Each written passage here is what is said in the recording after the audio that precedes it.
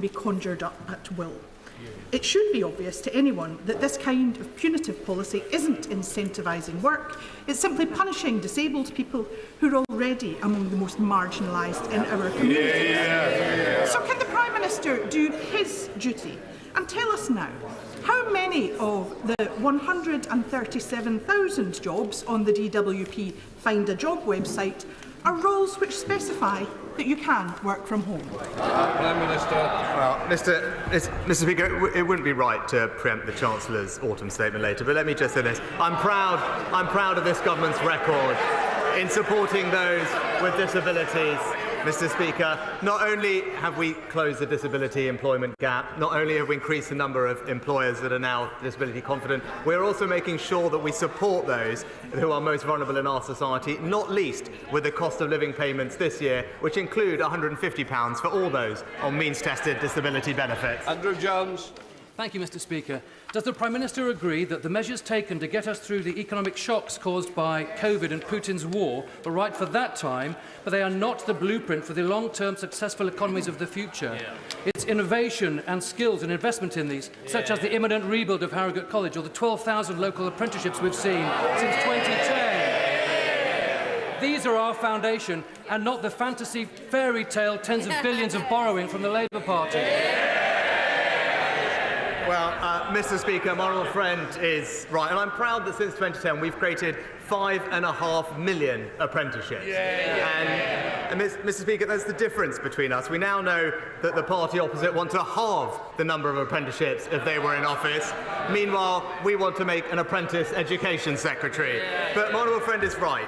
Labour's plans to borrow £28 billion a year would just push up inflation, interest rates and taxes, undermining all the progress that we've made on the economy. And it's only the Conservatives that will give people the opportunity to build wealthier, more secure lives for them and their families. Leader of the Opposition, Keir Starmer. Thank you, Mr. Speaker. Like the Prime Minister, I know the whole House will welcome the agreement reached overnight. We repeat our calls for Hamas to release all hostages immediately. This humanitarian pause must be used to get the hostages out safely, to tackle the urgent and unacceptable humanitarian catastrophe in Gaza, and to make progress to a full cessation of hostilities. Mr. Speaker, in recent years, the international community has treated the two-state solution as a slogan rather than a serious strategy. And that must now change. Like the Prime Minister, I'm sure I speak for everyone in the House in saying our hearts go out to the families and friends of the 4 young men from Shrewsbury who tragically lost their lives this week. It's a living nightmare for any parent, and I can hardly begin to imagine their loss. Mr. Speaker, this week the Prime Minister unveiled the latest version of his 5 pledges for the country. Let's hope he has more success with these than the last ones. Did he forget the NHS? Prime Minister. Well, Mr. Speaker, not only when I became Prime Minister, just weeks after becoming Prime Minister, we injected record funding into the NHS and in social care. We also unveiled the first ever long-term workforce plan in the NHS's 75-year history. But I'm pleased he mentioned the 5 pledges because, as he knows, 3 of them are economic, and on a day which we will focus on the economy, I'm pleased to report that we have indeed halved inflation, no thanks to the party opposite. We have indeed grown the economy, and we have indeed reduced debt. That's a Conservative government delivering for this country. Well, the reason he ignored the NHS, not only in his new pledges but just now, is because 7.8 million people are currently on the waiting lists. That's 500,000 more than when he pledged to bring them down nearly a year ago. And the Prime Minister just claimed that this is all about economic growth. So let me ask him, if a labourer or a care worker is forced to wait a year for an operation, how are they meant to help grow the economy? Mr. Mr. Speaker, we're doing an enormous amount to bring waiting lists down.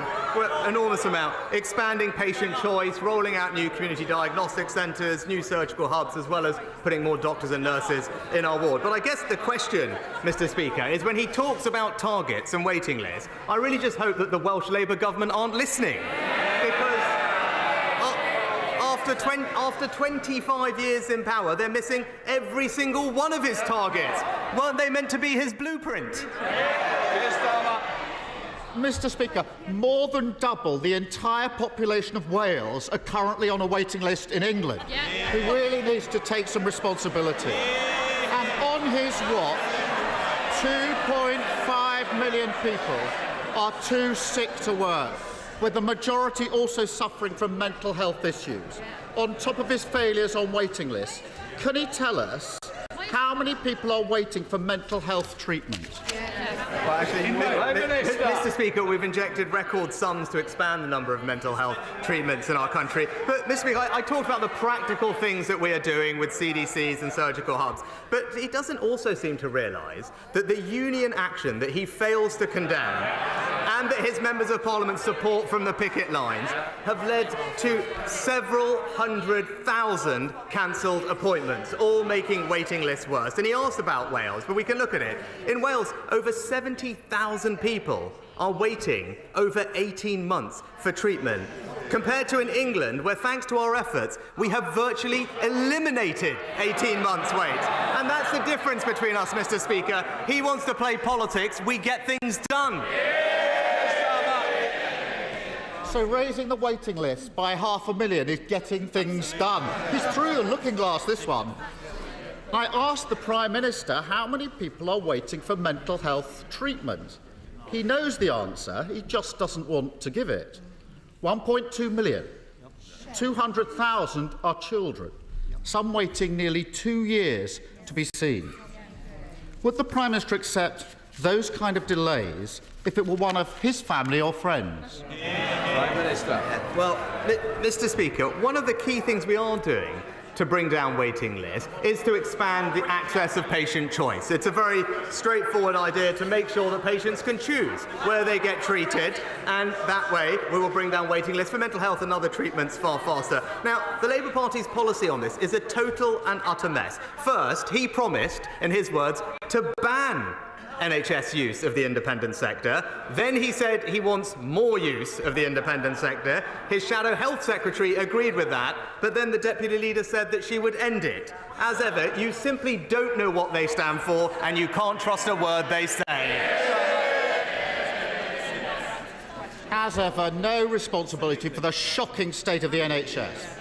The truth is, the Prime Minister would not accept those waits for his family, and neither should anyone else. This morning, I spoke to an NHS nurse.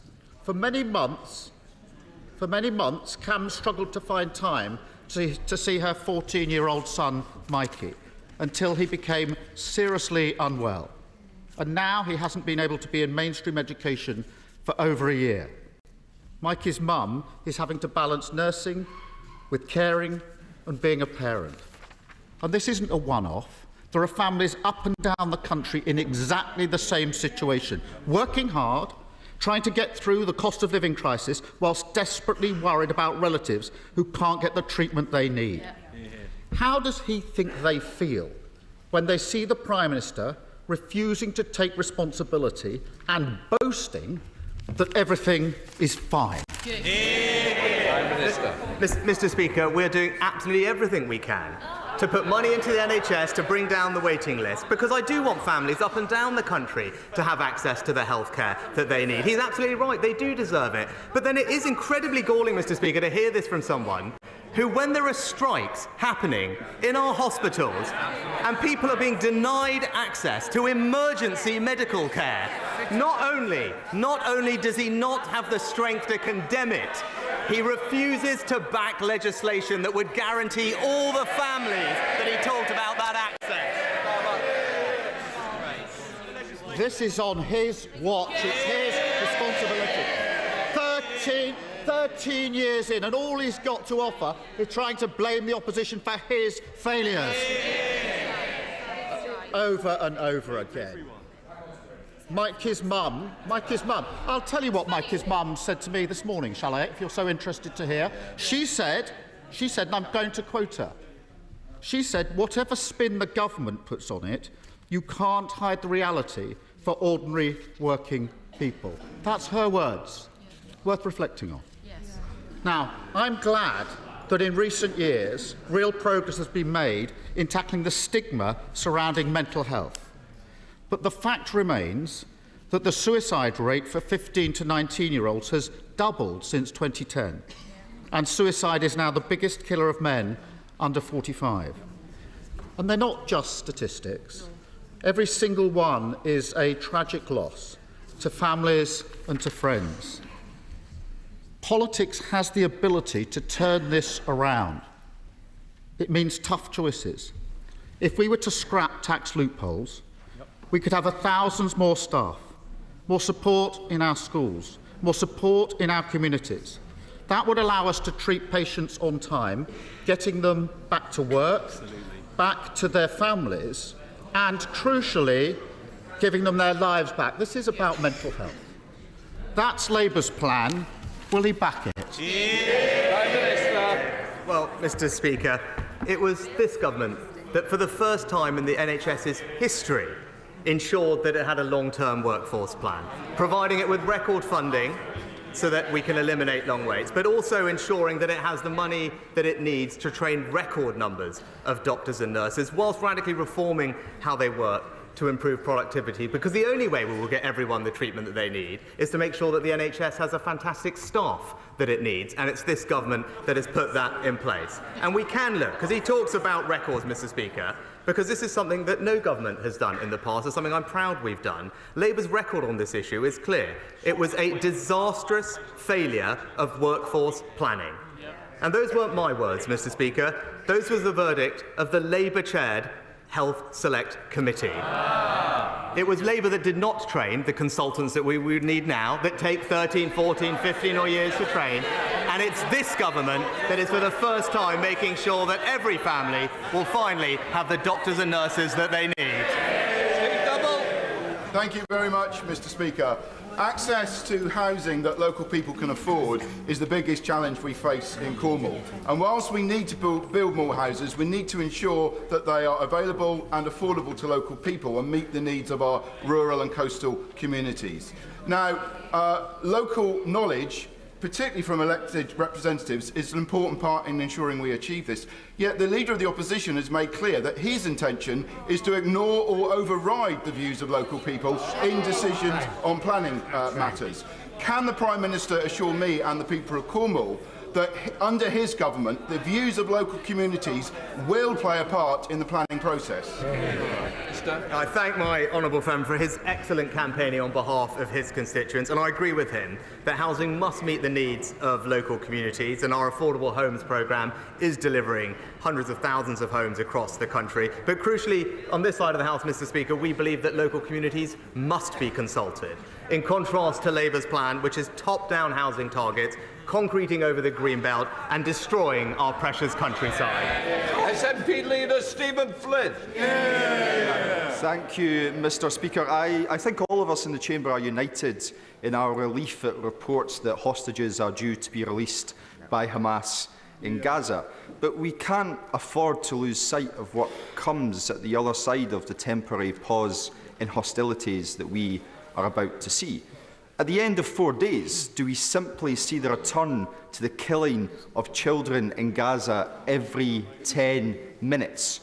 Or do we choose in this House to instead back a permanent ceasefire? Prime Minister. Well, Mr. Speaker, we do welcome the agreement reached overnight, and as I said, this is something that we have consistently pushed for and is a crucial first step as we try and resolve this situation and indeed the humanitarian crisis in Gaza. Of course, we want to see all hostages released as quickly as possible, including British nationals, and I would urge all parties involved to deliver the agreement in full. I would also like to put on record my thanks to Qatar for their important role, and we will continue to work with the United States and Israel to ensure the safe return of hostages and maximise the opportunity of this temporary pause to step up aid to suffering civilians in Gaza. It is something that we have pushed for, we've continued to do, and the UK is playing a leading role in delivering. Stephen Flynn. Mr Speaker, ultimately it's not a pause in the killing of children that we need. It is an end to the killing of children that we need. And I can think of no better time than now for the Prime Minister to advocate for that permanent ceasefire. But given that he won't currently do that, will he instead lay the foundations for that two-state solution by finally recognising the state of Palestine? Prime Minister. Mr Speaker, actually what the agreement that has been reached demonstrates that it wasn't right to have a unilateral ceasefire, and what was right was to do, as we have done, consistently push for a pause that would allow not just for aid to reach people in Gaza who desperately need it, but also for hostages to be released. That is what we have pushed for, and I'm glad that that is now being delivered versus a unilateral ceasefire, which would have emboldened and strengthened Hamas. And our position on the Middle East peace process more broadly is clear. We do support a negotiated settlement leading to a safe and secure Israel living alongside a viable and sovereign Palestinian state. I've spoken to President Abbas and met with him to discuss this issue, and we are clear about strengthening the Palestinian Authority and reinvigorating efforts to find a two-state solution. And our long-standing position is that we would recognise the state of Palestine when it best serves the interests of peace. Thank you, Mr Speaker. Can I welcome the Prime Minister's Network North project, which will see the full £1.7 billion put into the Midlands rail hub, which will reopen the central platforms at Kings Norton train station, which have been derelict for so long. And can I ask him to bring forward the cash so we can increase capacity on the line and improve journey times? And can he look at my campaign to extend the new Camp Hill line to Longbridge, which will open up access to the new Longbridge Business Park, which he visited earlier in the year, which will be bringing back manufacturing jobs to Longbridge for the first time since MG collapsed in 2005. Well, I am pleased that my honourable friend's constituency will benefit from the decision on HS2 and benefit significantly from new Network North funding, an additional £1 billion to deliver the Midlands rail hub in full. And I know that decisions about Kings Norton are due to be made later this year, which should be good news to him. And the extension of the forthcoming Camp Hill line services between Birmingham and Kings Norton and Longridge will be assessed in due course as well. So I hope that's helpful, and I'm sure the Rail Minister keeps him up to date on progress. Sybil Roberts. All right, I'm sure the Prime Minister will join me and the communities that I represent in sending heartfelt sympathies to the families and friends grieving at the loss of 4 young men lost in a tragic accident in Carrickglanbrothen this week. People in North Wales pay the highest standing charges on energy bills at £340 a year. That's a third more than London. That's despite having lower average incomes and people there living in older, poorly insulated houses. With a further increase in standing charges due next April, he must recognise that he can't leave this to Ofgem. Will his government, therefore, tackle unfair standing charges, and that before winter sets in? Mr Speaker, we have provided an extraordinary package of support for households across the country to help with energy bills, totalling almost £100 billion over the past year or two. The Ofgem price cap has also fallen to around £1,800 currently, and our price guarantee will remain in place till spring of next year, which will provide further protection for families. But crucially, the Chancellor announced previously that we have removed the premium paid by households using prepayment meters until the EPG ends, bringing their costs into line with those paid by comparable direct debit customers, and we continue to provide considerable support for vulnerable families throughout the winter with their energy bills. Liam Fox. Thank you, Mr Speaker. Setting strategic aims for the Middle East requires us to be precise about the terms we use, and that includes the word peace. Peace is not just the absence of war or conflict, but the freedom from the fear of conflict or oppression or terror. Peace requires mutual respect, freedom from persecution, and living without fear of destitution. It comes with self-determination and liberation from arbitrary justice. It needs hope and dignity and enforceable rights. Does my right honourable friend agree that only when all the people of the Middle East can achieve all of these things can any of us talk about having achieved peace? Well, I agree wholeheartedly with my right honourable friend and thank him for what he says. And I know his advice will continue to be of value to the government as we find a way for a peaceful, more secure future for everyone living in the region. Patricia Gibson. Thank you, Mr Speaker. The Scottish surcharge on energy, according to Ofgem, means that people in Scotland pay 50% more in standing charges than Londoners, despite exporting 3.2 million hours of electricity to England in the last 2 months alone. Meanwhile, Scottish green energy producers pay higher charges than English power companies to connect to the grid. Does the Prime Minister think that this is fair to Scotland's consumers and businesses? Mr Speaker, I refer to my previous answer about the considerable support that we're providing to families across the United Kingdom with their energy bills. And actually, what would be good, she mentioned Scottish businesses, what would be good is if the SNP realised that they should support the 200,000 people employed in Scotland's North Sea oil and gas industry. Kevin Foster.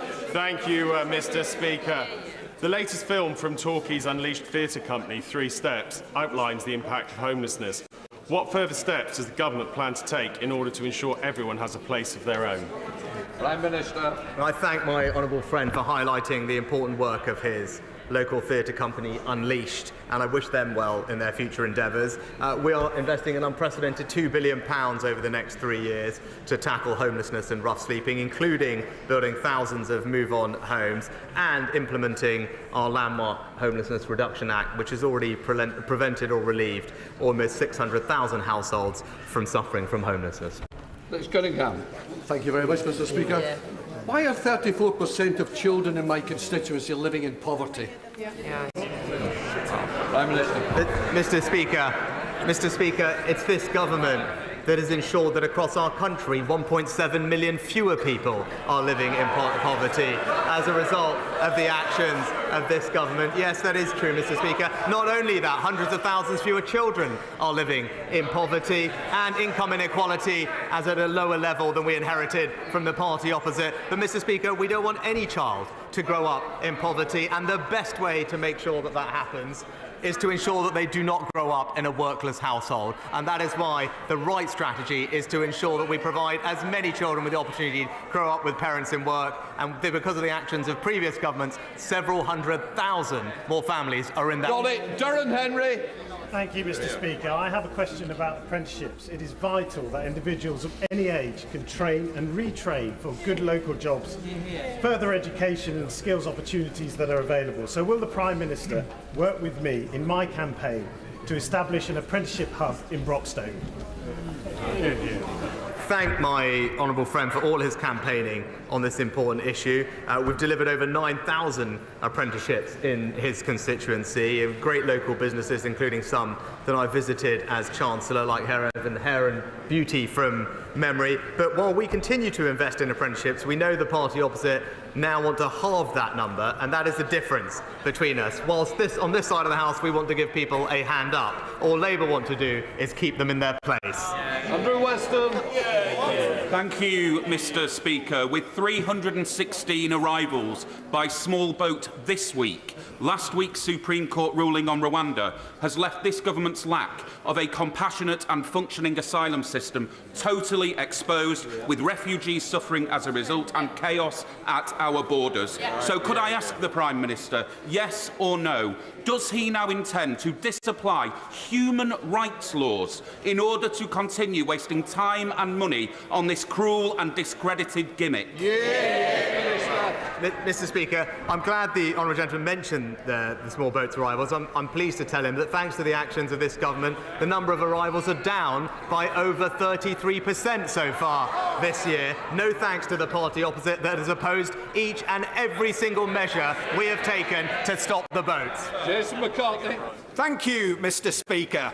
Whilst the Labour leadership at Kirklees Council are looking to close Colne Valley Leisure Centre, hike up car parking charges and being criticised by their auditors for the way in which they manage their resources, there has been lots of good news for my bit of Yorkshire this week. 6 £64 million of levelling up cash for Huddersfield Market and the Penistone rail line upgrade and the West Yorkshire Investment Zone, focusing on the National Health Innovation Campus at the University of Huddersfield. Will the Prime Minister continue to invest in West Yorkshire and come and see some of these fantastic... Prime Minister!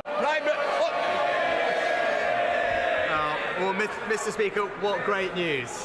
What great news. I was delighted to hear that the third investment zone was announced in West Yorkshire and indeed money for the Penistone Line rail upgrade and regeneration funding for Huddersfield Open Market. My honourable friend is right though. While the Labour-run Kirklees Council is not investing in closing things, it's this Conservative government that is backing communities across the north.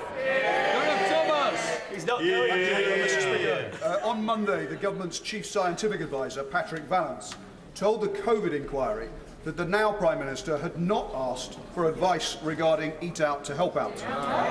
But on the 9th of March 2 years ago, the Prime Minister told this House that, and I quote, "At all steps in the crisis, we have taken the advice of our scientific advisors." Who's right? Prime Minister. Mr. Speaker, as he knows, there is an ongoing statutory inquiry into COVID. It's absolutely right that that process is followed. I look forward to providing my own evidence in the coming weeks and addressing all these questions. But it was the case that the government took advice from scientific advisors, and again, that's exactly what this inquiry will go over. Mr. Speaker, since I recently shared my own experience of birth trauma in this chamber, I've been inundated with mums writing to me from across the UK to share their stories. I received a concerning email last week from a Staffordshire mother who'd like me to raise her concerns about Royal Stoke University Hospital. She also experienced birth trauma and has been told that due to the time elapsed, they will not be able to investigate her concerns. It is not acceptable to me that my constituents are not having complaints investigated by my local hospital. So can I ask the Prime Minister to urgently meet with me to discuss this? And can I also ask him to include birth trauma in the refreshed update to the Women's Health Strategy? We must do better to provide aftercare to all mothers in this country. Well, can I thank my honourable friend for raising this important issue and for continuing to be a fantastic campaigner on birth trauma. I'm pleased that the first ever debate in Parliament on birth trauma was held recently in October. It was powerful, it was moving, and it highlighted just what a significant impact birth trauma can have on so many women's lives. The Department for Health are working with NHS England to make sure that we can improve maternity care and making sure that mental health care is also improved to deal with this, and I will ensure that the Health Secretary meets with my honourable friend so that we can ensure that we get this right for all the women who are depending on it. Mr. Speaker, in the last 13 years, the 6 oil and gas licensing rounds by the Tories have produced only 16 days' worth of oil and gas for the UK. Can the Prime Minister explain how doubling the number of licensing rounds will have any impact on the insanely high energy bills my constituents are facing? If he cared about energy security, jobs or the environment, he would surely be better matching the Scottish Government's £500 million investment in a just transition and providing a £400 rebate to bill payers. Mr. Speaker, not £500 million. We're investing tens of billions of pounds in the energy transition, not least with things like carbon capture and storage, which the North Sea can play a starring role in. But it's just completely wrong. In order to have energy security, it's right to exploit the resources that we have here at home. Even the Independent Committee for Climate Change projects that we will still need oil and gas as we make the transition and in decades' time. So the question from the Honourable Lady is, are we better off getting that here at home, supporting Scottish jobs and businesses, or are we better off putting that money in the hands of foreign dictators and shipping it here with 2 or 3 times the carbon emissions? Thank you, Mr. Speaker. Today I'm hosting 14 Ukrainian teenage children here in the House of Commons, whose parents have been and are fighting the Russians in Ukraine. 6 of them have been orphaned. They are up in the gallery, but they will also be in the IPU room from 1 till 2:30 this afternoon. So I know it's a busy and important day, but all colleagues are welcome to drop by if they are able.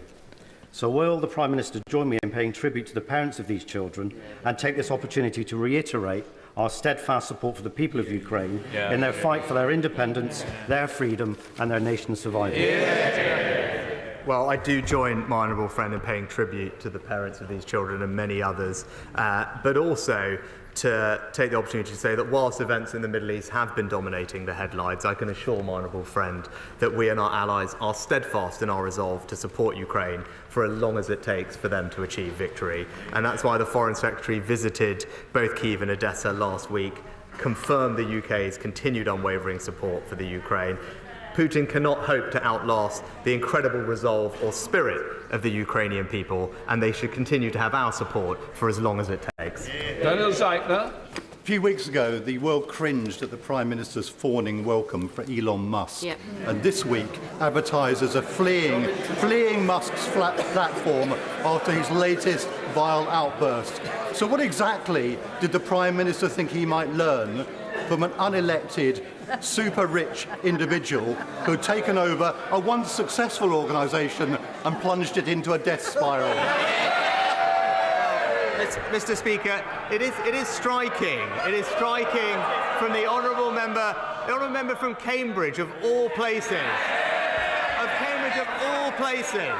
to absolutely not understand the importance of technology sectors and companies to the growth of our economy. Absolutely extraordinary. It actually illustrates everything that is wrong with Labour's approach to our economy, Mr. Speaker. What the rest of the world saw was the UK playing a lead in defining the regulations and approach to a technology that is going to transform how we live. It was a great example of the UK leading the way, an enormous tribute to our incredible entrepreneurs and businesses, many of which are being poorly represented by him and his constituents.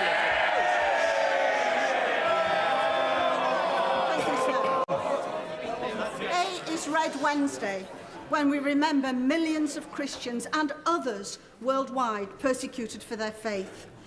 People like Margaret Atta, a nurse, a lovely young mother of 4, here today from Nigeria, who hid behind the altar as her church service was attacked.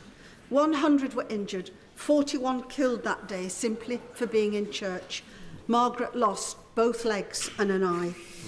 And thousands more suffer similarly in Nigeria each year.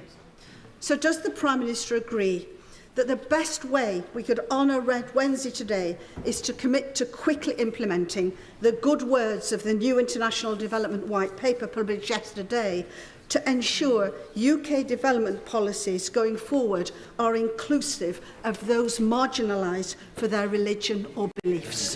Prime Minister.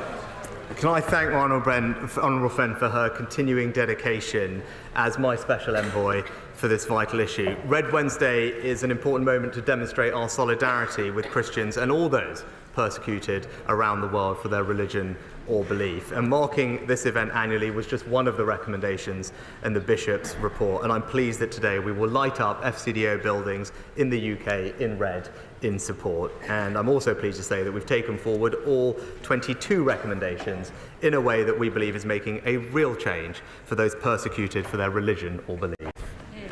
That completes Prime Minister's questions.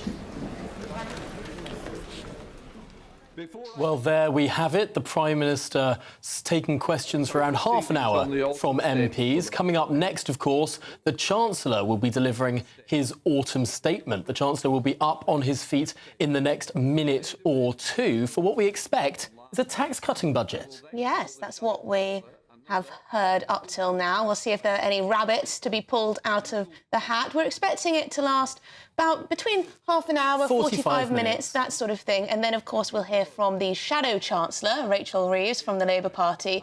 And then after that, I believe Jeremy Hunt will then get to his feet again to rebut some of that. And what Jeremy Hunt will be doing for most of the afternoon is rebutting or answering questions from the House. But what we'll be doing on this station, after we've heard from the Chancellor and the Shadow Chancellor, is we'll be speaking to experts. We'll be speaking to our economics and business editor, Liam Halligan. We'll be speaking to our political editor, Christopher Hope, and also, of course, up and down the country to hear from businesses and individuals who'll be affected. Broad-ranging PMQs there. Keir Starmer definitely focusing on the NHS. Jeremy Hunt has taken to his feet. Mr. Speaker, I come today with good news. It's my wife's birthday, and unlike me, she's looking younger every year.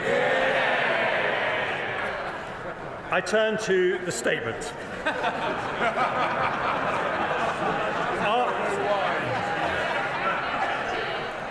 After a global pandemic and energy crisis, we have taken difficult decisions to put our economy back on track. We've supported families with rising bills, cut borrowing and halved inflation. Rather than a recession, the economy has grown. Rather than falling as predicted, real incomes have risen. Our plan for the British economy is working, but the work is not done. Others proposed a more short-term approach, but we have not made unaffordable pay offers to the unions. We have not stopped new oil and gas exploration, and we have not increased borrowing by £28 billion a year. That would have pushed inflation up just when we need to bring it down. Instead, under this Prime Minister, we take decisions for the long term. In today's autumn statement for growth, our choice is not big government, high spending and high tax, because we know that leads to less growth, not more. Instead, we reduce debt, cut taxes and reward work. We deliver world-class education. We build domestic sustainable energy, and we back British business with 110 growth measures. Don't worry, I'm not going to go through them all, but well, I will if you like. But in summary, Mr. Speaker, they remove planning red tape, they speed up access to the national grid, they support entrepreneurs raising capital, they get behind our fastest growing industries, they unlock foreign direct investment, they boost productivity, they reform welfare, they level up opportunity to every corner of the country, and they cut business taxes. The Office for Budget Responsibility say that the combined impact of these measures will raise business investment, get more people into work, reduce inflation next year and increase GDP. But Conservatives also know that a dynamic economy depends on the energy and enterprise of people more than any diktats or decisions by ministers. So today's measures do not just remove barriers to investment, they reward effort and work. And I'll go through the measures in three parts. In the first, I'll use updated OBR forecasts to show the progress we're making against the Prime Minister's economic priorities. The second part sets out growth measures to back British business. Finally, I conclude with measures to make work pay. Before I start with the forecasts, I want to express my horror at the murderous attack on Israeli citizens on October the 7th and the subsequent loss of life on both sides. I will remember for the rest of my life, as I know many other honourable members will, being taken to Auschwitz by Rabbi Barry Marcus and the remarkable Holocaust Educational Trust. But I'm deeply concerned about the rise of anti-Semitism in our country. So I'm announcing up to £7 million over the next 3 years for organisations like the Holocaust Education Trust to tackle anti-Semitism in schools and universities. I will also repeat the £3 million uplift to the Community Security Trust. When it comes to anti-Semitism and all forms of racism, we must never allow the clock to be turned back. I now move on to the OBR's economic and fiscal forecasts. And I thank Richard Hughes and his team for their sterling work in preparing them. Three of my right honourable friend, the Prime Minister's 5 pledges at the start of the year were economic: to halve inflation, grow the economy and reduce debt. Today I can report to the House that we are delivering on all 3. Let's start with inflation. Now, the Shadow Chancellor didn't mention it in her conference speech. My conference speech was before hers, so all she had to do was a bit of copying and pasting, which I've heard she's good at.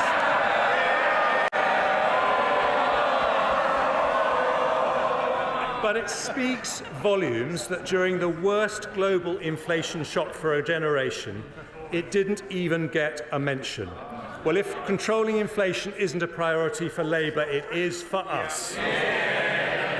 When the Prime Minister and I took office, inflation was 11.1%. Last week it fell to 4.6%. We promised to halve inflation and we have halved it. Core inflation is now lower than in nearly half the economies in the EU, and the OBR say that headline inflation will fall to 2.8% by the end of 2024 before falling to the 2% target in 2025.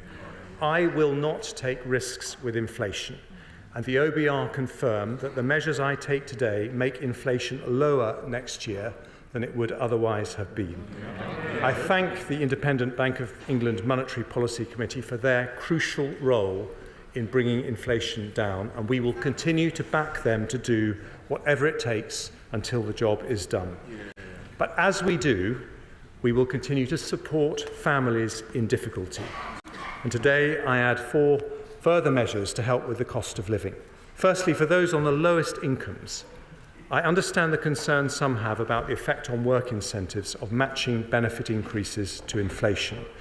I know there's been some speculation that we would increase benefits next year by the lower October figure for inflation, but cost of living pressures remain at their most acute for the poorest families. So instead, the government has decided to increase universal credit and other benefits from next April by 6.7% in line with September's inflation figure, an average increase of £470 for 5.5 million households next year. Vital support to those on the very lowest incomes from a compassionate Conservative government. Second, because rent can constitute more than half the living costs of private renters on the lowest incomes, I've listened closely to many colleagues, as well as the Institute for Fiscal Studies, the Resolution Foundation, Citizens Advice UK, and the Joseph Rowntree Foundation, who said that unfreezing the local housing allowance was an urgent priority. I will therefore increase the local housing allowance rate to the 30th percentile of local market rents. This will give 1.6 million households an average of £800 of support next year. Third, although I'm going to increase duty on hand-rolling tobacco by an additional 10% above the tobacco duty escalator, I know that for many people, going to the pub has become more expensive. I've listened closely to the persuasive arguments on alcohol duties from my honourable friend for Murray and my right honourable friend for Dumfriesshire, Clydesdale and Tweedsdale, fierce champions of the Scotch whisky industry. I've also listened to defenders of the great British pint, such as my right honourable friends for the Vale of Glamorgan and Buckingham, in my own constituency to Councillor Jane Austen, who is a big supporter of the Jolly Farmer pub in Bramley, and indeed to the Sun newspaper. So, as well as confirming our Brexit pubs guarantee, which means the duty on a pint is always lower than in the shops, I have decided to freeze all alcohol duty until August the 1st next year. That means no increase in duty on beer, cider, wine or spirits. Finally, pensioners. The triple lock has helped lift 250,000 older people out of poverty since it was instituted by a Conservative government in 2011. It's been a lifeline for many during a period of high inflation. There have been reports that we would uprate it by a lower amount to smooth out the effect of high public sector bonuses in July, but that would have been particularly difficult for 1 million pensioners whose only income is from the state. So instead, today we honour our commitment to the triple lock in full. From April 24, we will increase the full new state pension by 8.5% to £221.20 a week, worth up to £900 more a year. This is one of the largest ever cash increases to the state pension, showing a Conservative government will always back our pensioners. Including today's measures, our total commitment to easing cost of living pressures has risen to £104 billion. That includes paying around half the cost of the average energy bill since last October, and amounts now to an average of £3,700 per household.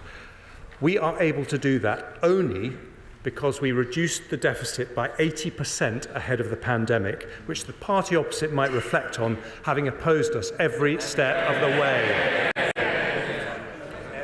Next, I turn to my right honourable friend, the Prime Minister's pledge to reduce debt. Before I took difficult decisions in last year's autumn statement, debt was predicted to rise to almost 100% of GDP by the end of the forecast. Since then, the economy has outperformed expectations, and I've taken difficult decisions to reduce borrowing. As a result, headline debt is now predicted to be 94% of GDP by the end of the forecast. The OBR today forecast underlying debt will be 91.6% of GDP next year, 92.7% in 24-5, 93.2% in 26-7, before declining in the final 2 years of the forecast to 92.8% in 28-29. That is lower in every year compared to forecasts in the spring. We therefore meet our fiscal rule to have underlying debt falling as a percentage of GDP in the final year of the forecast, with double the headroom compared to the OBR's March forecast. And we will continue to have the second lowest government debt in the G7, lower than the United States, Canada, France, Italy or Japan. I turn to borrowing. The Right Honourable Lady opposite said when it comes to borrowing, she will take it up to £28 billion a year. Take it up, Mr. Speaker. Indeed, she has opposed every decision we have made to reduce our borrowing. But, Mr. Speaker, this side of the House will bring borrowing down because, as the late Lord Lawson said, borrowing is just a deferred tax on future generations. Now, I see the Leader of the Opposition shaking his head. In fact, we do have something in common. Both he and I wanted to make a Jeremy Prime Minister.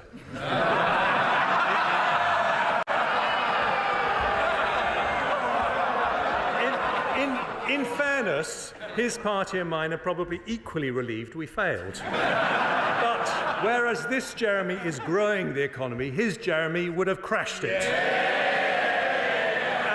And the numbers...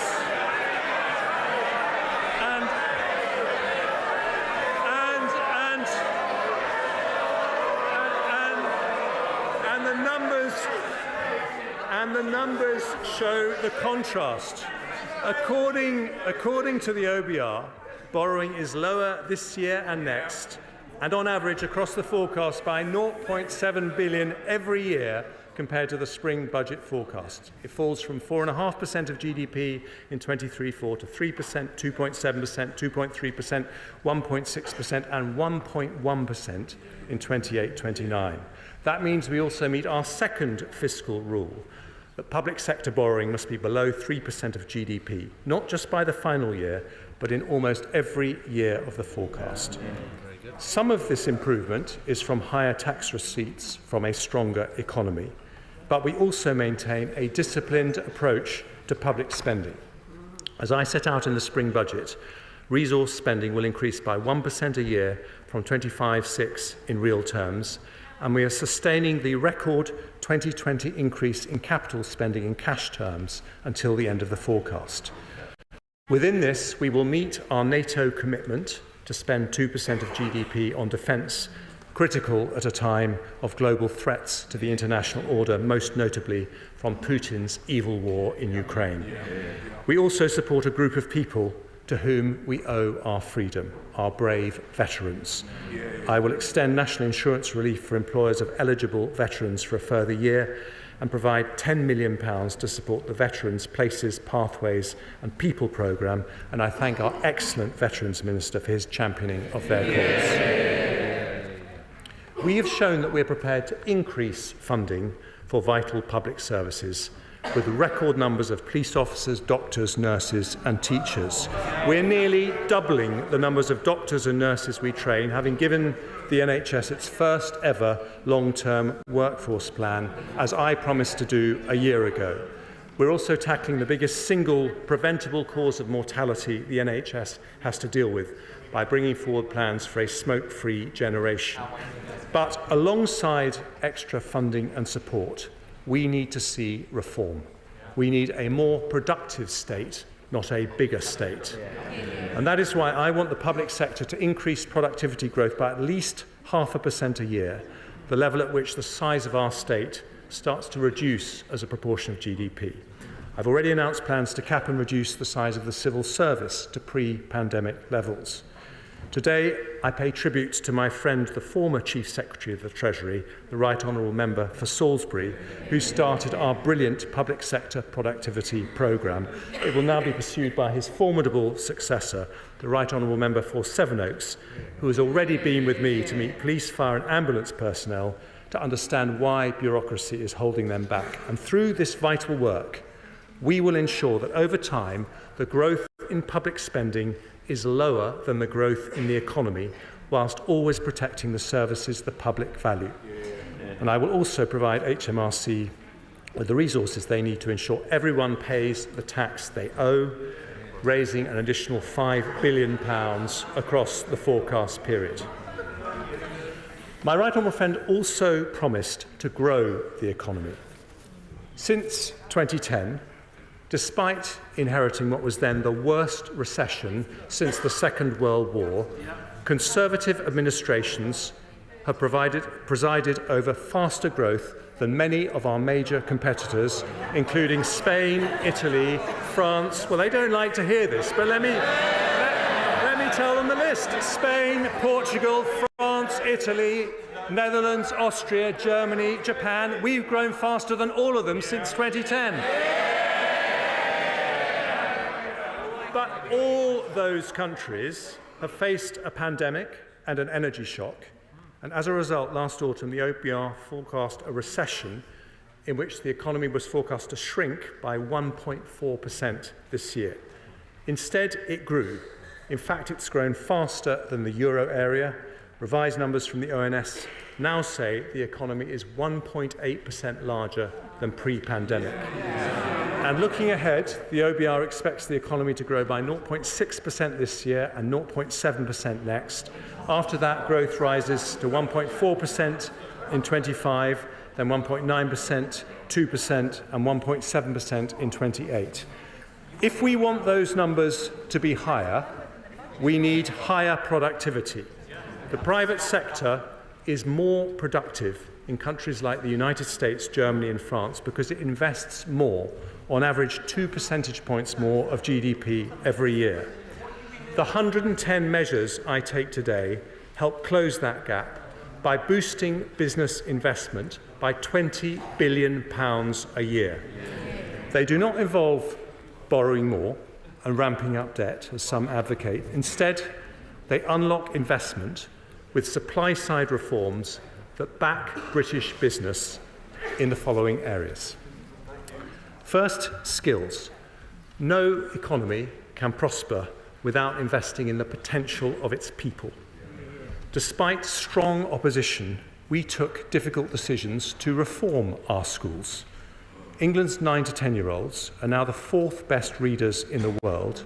And since 2015, our 15 to 16-year-olds have risen 7 places in the OECD rankings for maths, not least thanks to the efforts of the brilliant Right Honourable Member for Bognor Regis and Littlehampton. But 9 million adults in England still have low basic literacy or numeracy skills. So last month, the Prime Minister set out the new Advanced British Standard to ensure all school leavers reach minimum standards in maths and English. And while the party opposite wants to reduce the number of apprentices, we want to increase them. So, following engagement with Make UK and others, I'm announcing a further £50 million of funding over the next 2 years to pilot ways to increase the number of apprentices in engineering and other key growth sectors where there are shortages. Next, planning. It takes too long. There's 110 of these measures, so just be patient, folks. I move on to planning.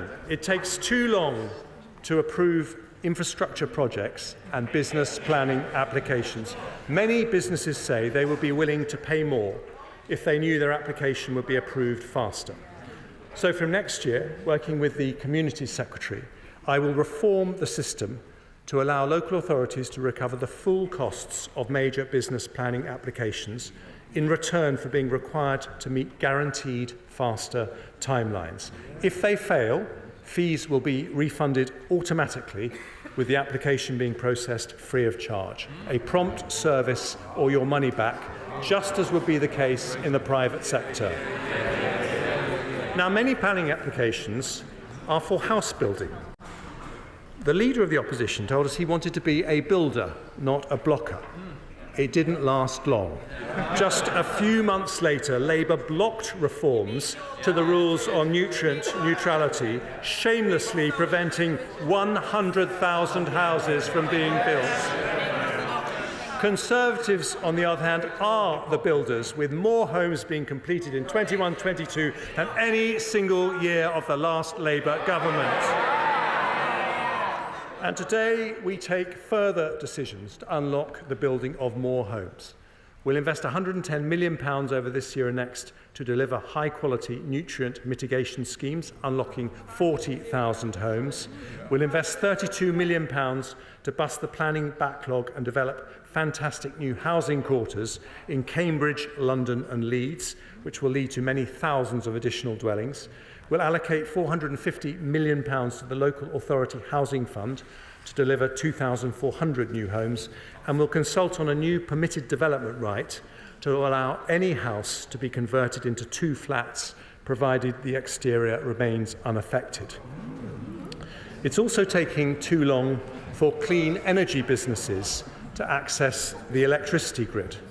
So after talking to businesses such as National Grid, Octopus Energy and SSE, we today publish our full response to the Windsor Review and Connections Action Plan. These measures will cut grid access delays by 90% and offer up to £10,000 off electricity bills over 10 years for those living closest to new transmission infrastructure. Taken together, these planning and grid reforms are estimated to accelerate around £90 billion of additional business investment over the next 10 years. Next, foreign direct investment. I'm extremely grateful to Lord Harrington for his excellent report on how to increase foreign direct investment. We accept all his headline recommendations, and in particular will put in place a concierge service for large international investors, modelled on the best such services offered by our competitors, and will increase funding for the Office for Investment to deliver it. I now turn to reforms to pension funds that will increase the flow of capital going to our most promising growth companies in a way that also improves outcomes for savers. I'll take forward my Mansion House reforms, starting with measures to consolidate the industry. By 2030, the majority of workplace DC savers will have their pension pots managed in schemes over £30 billion, and by 2040, all local government pension funds will be invested in pools of £200 billion or more. I'll support the establishment of investment vehicles for pension funds to use, including through the LIFTS competition, a new growth fund run by the British Business Bank, and opening the PPF as an investment vehicle for smaller DB pension schemes. I will also consult on giving savers a legal right to require a new employer to pay pension contributions into their existing pension pot if they choose, meaning people can move to having one pension pot for life. These reforms could unlock an extra £75 billion of financing for high-growth companies by 2030 and provide an extra £1,000 a year in retirement for an average earner saving from 18. Alongside this, I'm also proposing further capital market reforms to boost the attractiveness of our markets and make sure the UK remains one of the most attractive places to start, grow and list a company. And as part of this, I will explore options for a NatWest retail share offer in the next 12 months, subject to market conditions and achieving value for money. It's time to get Sid investing again. Yeah. Next, I move on to measures to support our most innovative industries. In the last decade, under Conservatives, we have grown to become the third largest technology sector in the world, double the size of Germany, 3 times the size of France, the biggest life science industry in Europe, Europe's third largest generator of renewable electricity after Germany and Norway, and the 8th largest manufacturer in the world. When it comes to tech, we know that AI will be at the heart of any future growth. I want to make sure our universities, scientists and startups can access the compute power they need. So building on the success of the supercomputing centres in Edinburgh and Bristol, I'll invest a further £500 million over the next 2 years to fund further innovation centres to help make us an AI powerhouse. Our creative industries already support Europe's largest film and TV sector. This year's all-Californian blockbuster Barbie was filmed in the constituency of the Honourable Member for Watford, where, of course, the sun always shines. I know that even more could be invested in visual effects if we increase the generosity of the film and high-end TV tax credits, so I'll today launch a call for evidence on how to make that happen. British-discovered vaccines and treatments saved more lives across the world during the pandemic than those from any other country, and I'm incredibly proud of our life sciences industry. To further support research and development, I'm creating a new simplified R&D tax relief, combining the existing R&D expenditure credit and SME schemes. I'll also reduce the rate at which loss-making companies are taxed within the merged scheme from 25% to 19%, and lower the threshold for the additional support for R&D intensive loss-making SMEs that I announced in the spring to 30%, benefiting a further 5,000 SMEs. And because 2028 marks the centenary of the invention of penicillin by Alexander Fleming, I'm giving £5 million to Imperial College and Imperial College Healthcare NHS Trust to set up a Fleming Centre to inspire the next generation of world-changing innovations. For our advanced manufacturing and green energy sectors, international investors say the biggest thing we could do is to announce a longer-term strategy for their industries. So with the Secretaries of State for Business and Trade and Energy Security and Net Zero, I'm today publishing those plans. I confirm that we'll make available £4.5 billion of support over the 5 years to 2030 to attract investment into strategic manufacturing sectors. That includes support of £2 billion for zero-emission investments in the automotive sector, something that's been warmly welcomed by Nissan and Toyota, £975 million for aerospace, building on decades of success from firms like Airbus and Rolls-Royce, and £520 million for life sciences to build on the strength of world-class British pharma companies like AstraZeneca and GSK.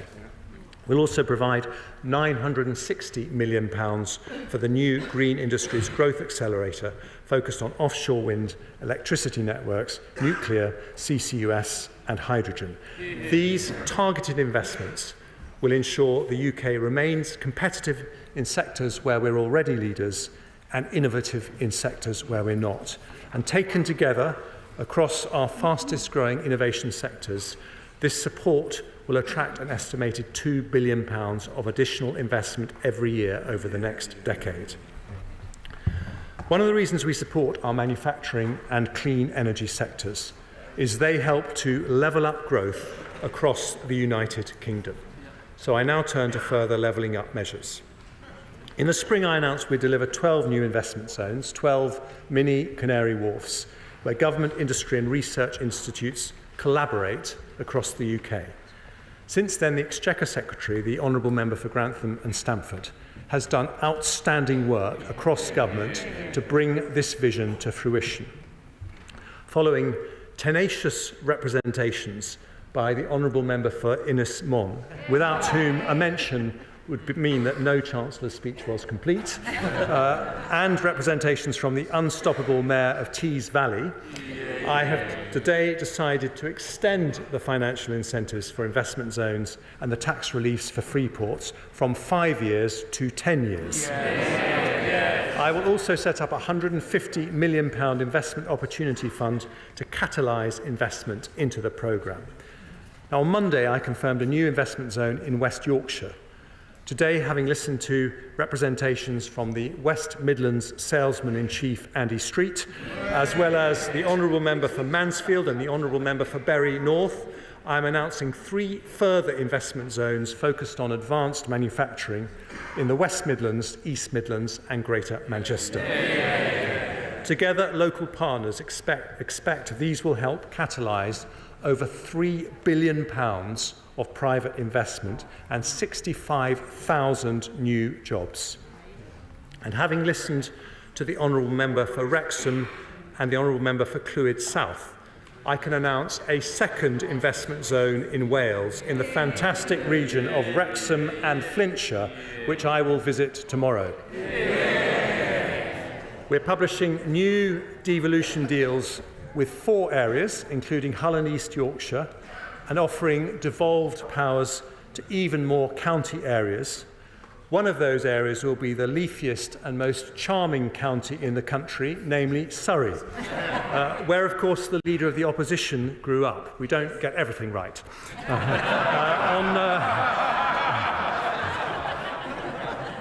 On Monday, we saw the announcement of £1 billion of funding through round 3 of the Levelling Up Fund, supporting projects following the campaigning efforts of the members for Keighley, Dewsbury, Doncaster, Scunthorpe, and, of course, Mr. Speaker, Chorley.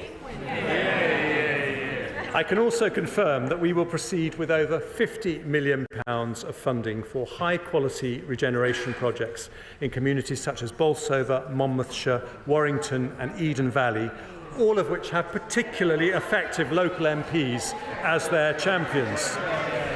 And because we are proudly the Conservative and Unionist Party, I'm announcing £80 million for the new Levelling Up Partnerships in Scotland, £500,000 to support the Hay Festival in Wales, and £3 million of additional funding to support the successful Tackling Paramilitarism programme in Northern Ireland.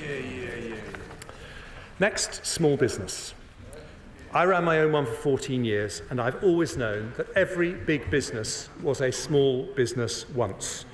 The Federation of Small Businesses say the biggest thing I could do to help their members is end the scourge of late payments.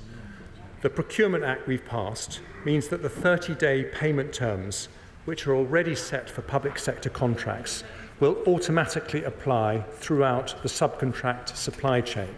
But from April 24, I'll also introduce a condition that any company bidding for large government contracts should demonstrate they pay their own invoices within an average of 55 days, which will reduce progressively to 30 days. Any small business will also tell you the biggest frustration they have is the tax you pay before making a penny of profit, not least business rates. Now, the government has already taken a third of properties out of rates completely through small business rates relief. We've frozen the tax rate for the last 3 years at a cost of £14.5 billion. We've removed downwards caps from transitional relief. And for retail, hospitality and leisure businesses, we've introduced a 1-year 75% discount on business rates up to £110,000. And those measures have saved the average independent shop over £20,000. It's not possible to continue with temporary support measures forever.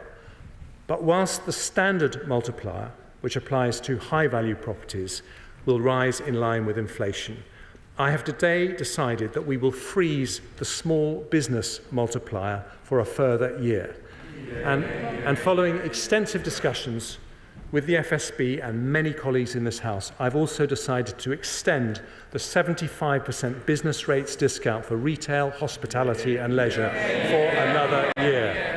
This will save the average independent pub over £12,800 next year, and at a cost of £4.3 billion is a large tax cut which recognises the role of pubs and high street shops in our communities. I thank the members for Stockton South, Barrow and Furness and East Devon for their tenacious campaigning on this issue. And finally, Mr. Speaker, I turn to the smallest of all businesses, those run by the self-employed. These are the people who literally kept our country running during the pandemic. The plumbers who fixed our boilers in lockdowns, the delivery drivers who bought us our shopping, the farmers who kept food on our plates. As part of our plans to grow the economy, I want to reform and simplify taxes paid by the self-employed. So today I'm announcing a major reform of one of those taxes. It's one most people haven't heard of, but it's a big deal for those who have to pay it. Class 2 national insurance is a flat rate compulsory charge, currently £3.45 a week, paid by self-employed people earning more than £12,570, which gives state pension entitlement. Today, after careful consideration and in recognition of the contribution made by self-employed people to our country, I can announce that we are abolishing Class 2 national insurance altogether, saving the average self-employed person £192 a year. Access to entitlements and credits will be maintained in full, and those who choose to pay voluntarily will still be able to do so. But this change simplifies and cuts tax for nearly 2 million self-employed people, whilst protecting the interest of those on the lowest pay.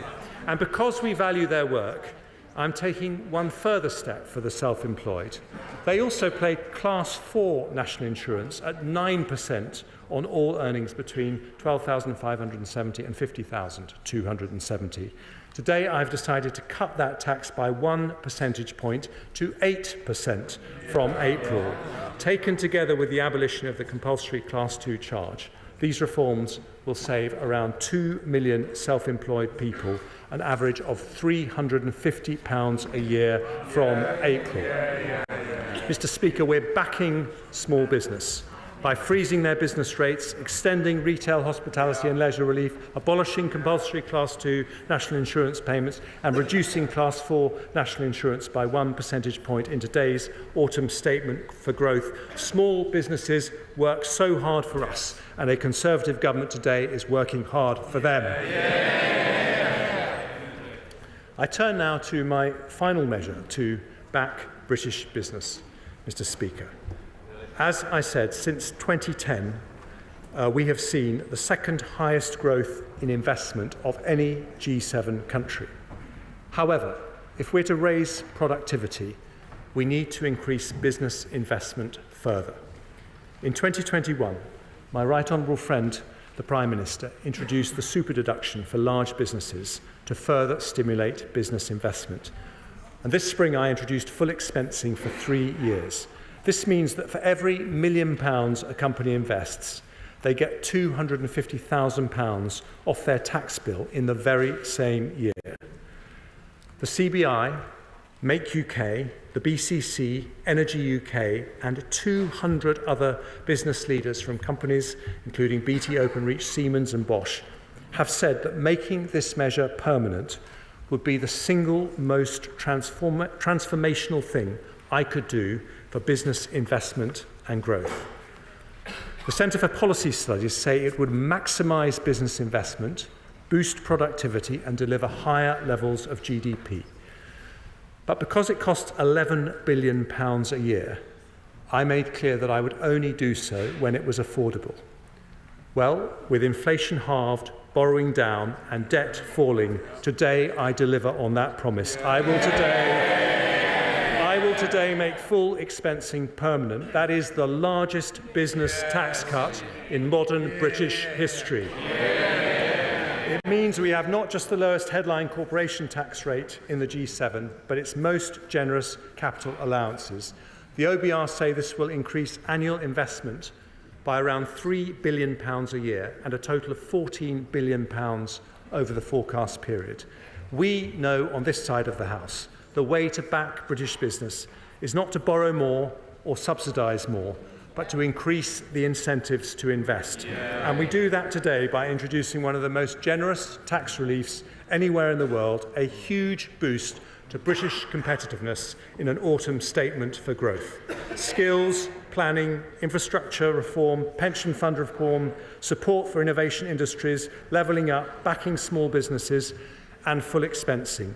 Under Labour, business investment was 9.3% of GDP in real terms. Since 2010, it's been 9.8% of GDP. But today we go further because taken together, The overall impact of today's growth measures will be to increase business investment in the UK economy by around £20 billion a year within the decade, nearly 1% of GDP at today's level.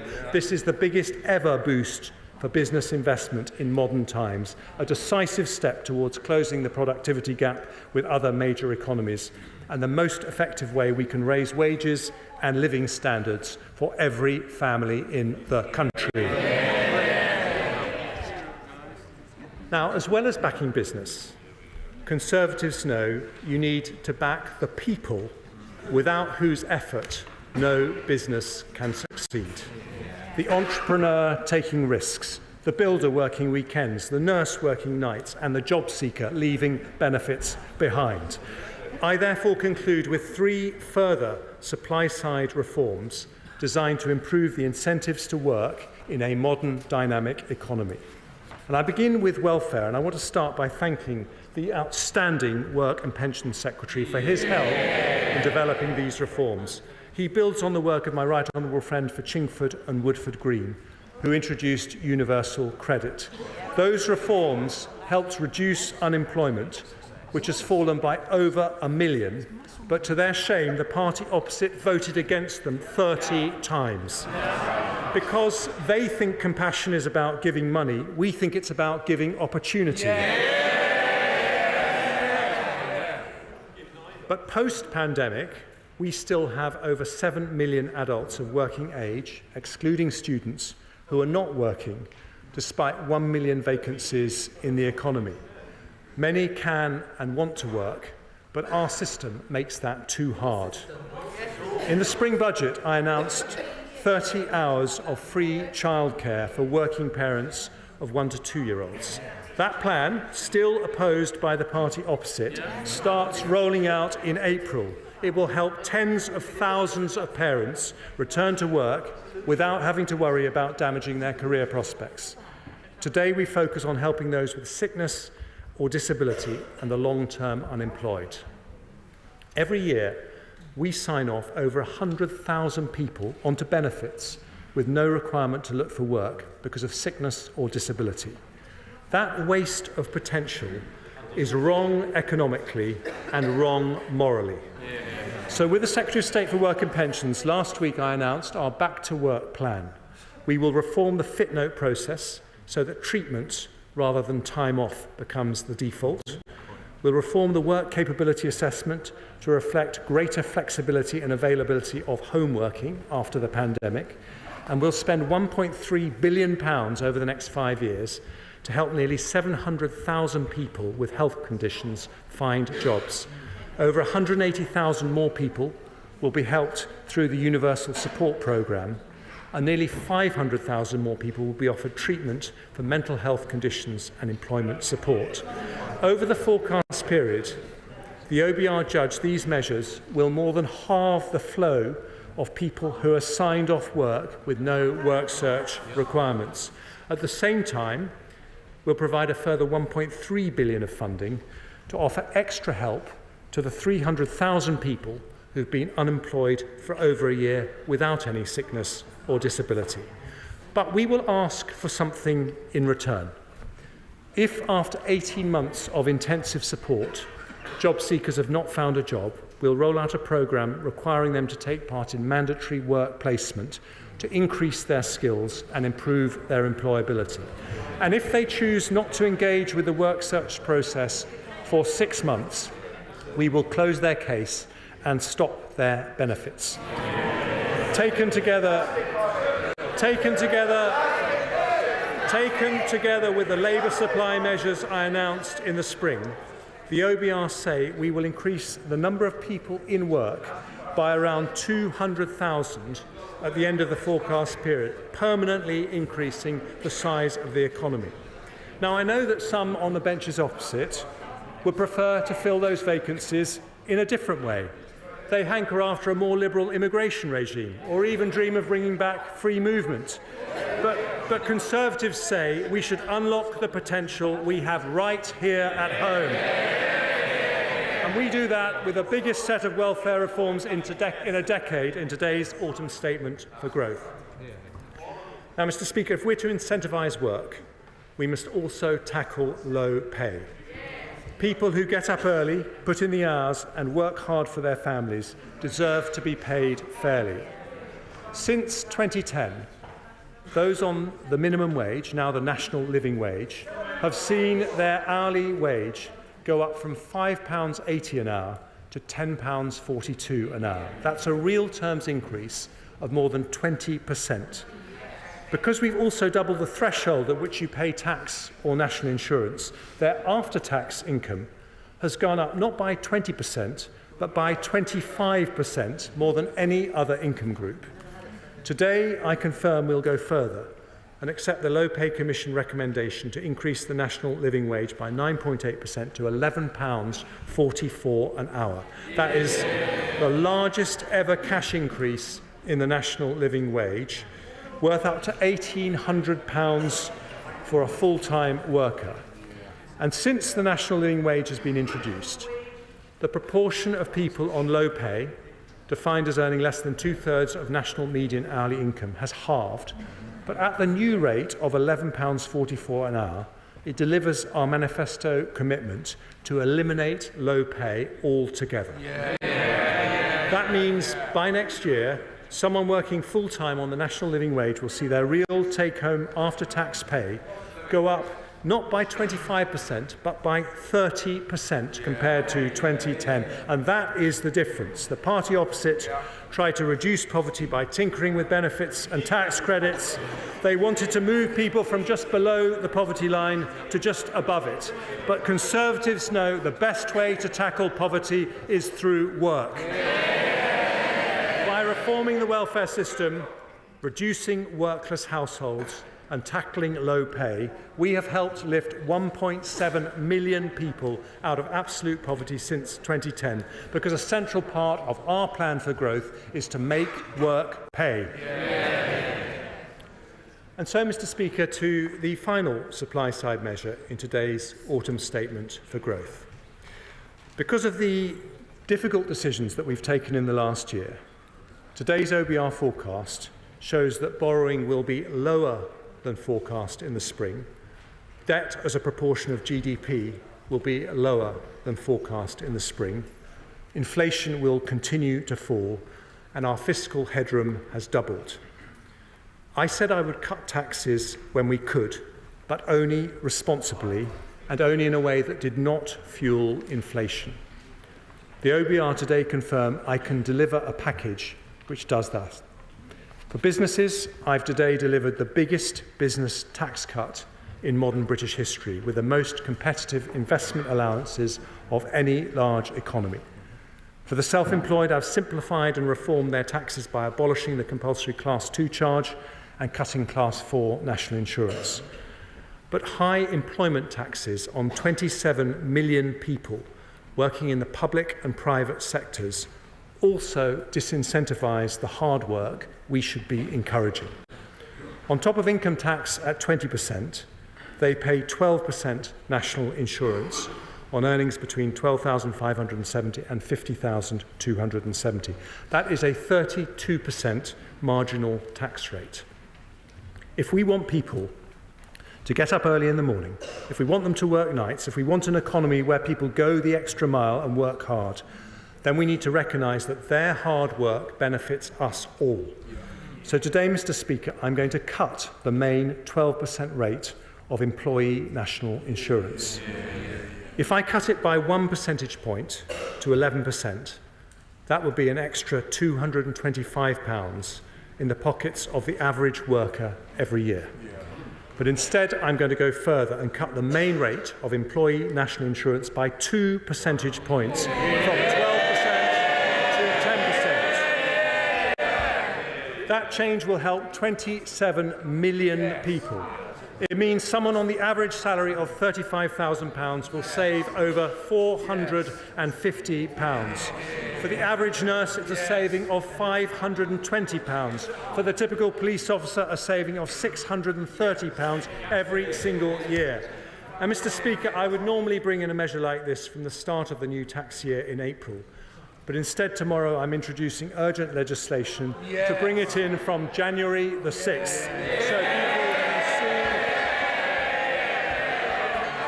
So people can see the benefit in their payslips at the start of the new year.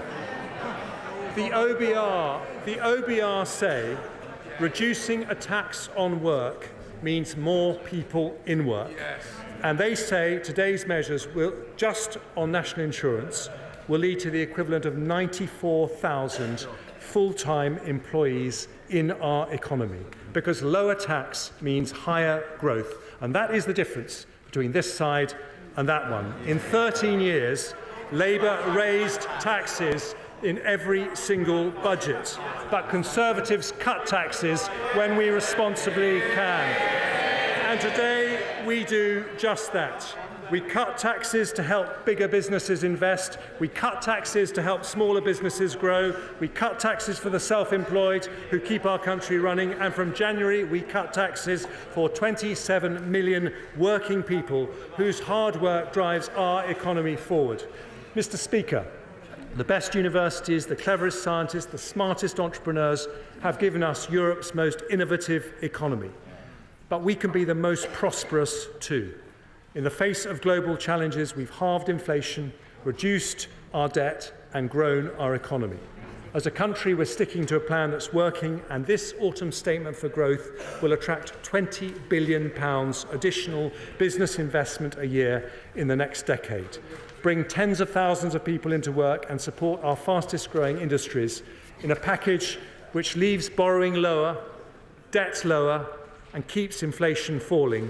We are delivering the biggest business tax cut in modern British history, the largest ever cut to employee and self-employed national insurance, and the biggest package of tax cuts to be implemented since the 1980s. An autumn statement for a country that has turned a corner, an autumn statement for growth, which I commend to the House.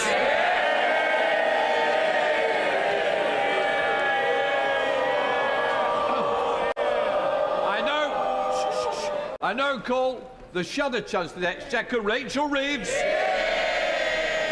Thank you, Mr. Speaker. Today, the Chancellor has lifted the lid on 13 years of economic failure. We were told that this was to be an autumn statement for growth, but the economy is now forecast to be £40 billion smaller by 2027 than the Chancellor said back in March. Growth revised down. Next year, the year after, and the year after that too. The Chancellor claims that the economy has turned a corner. Yet the truth is that under the Conservatives, growth has hit a dead end.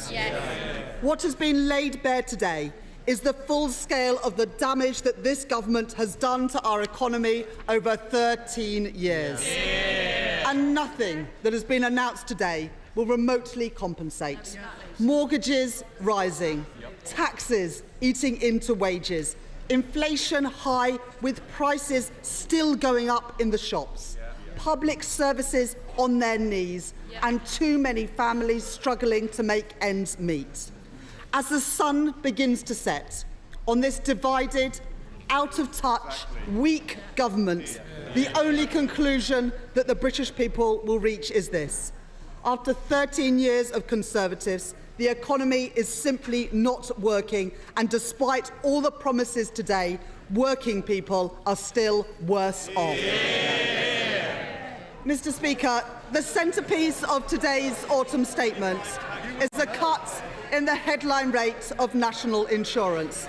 Now, Mr. Speaker, I'm old enough to remember when the Prime Minister wanted to put up national insurance. As recently as January last year, he said, and I quote, "We must go ahead with the increase in the health and care levy.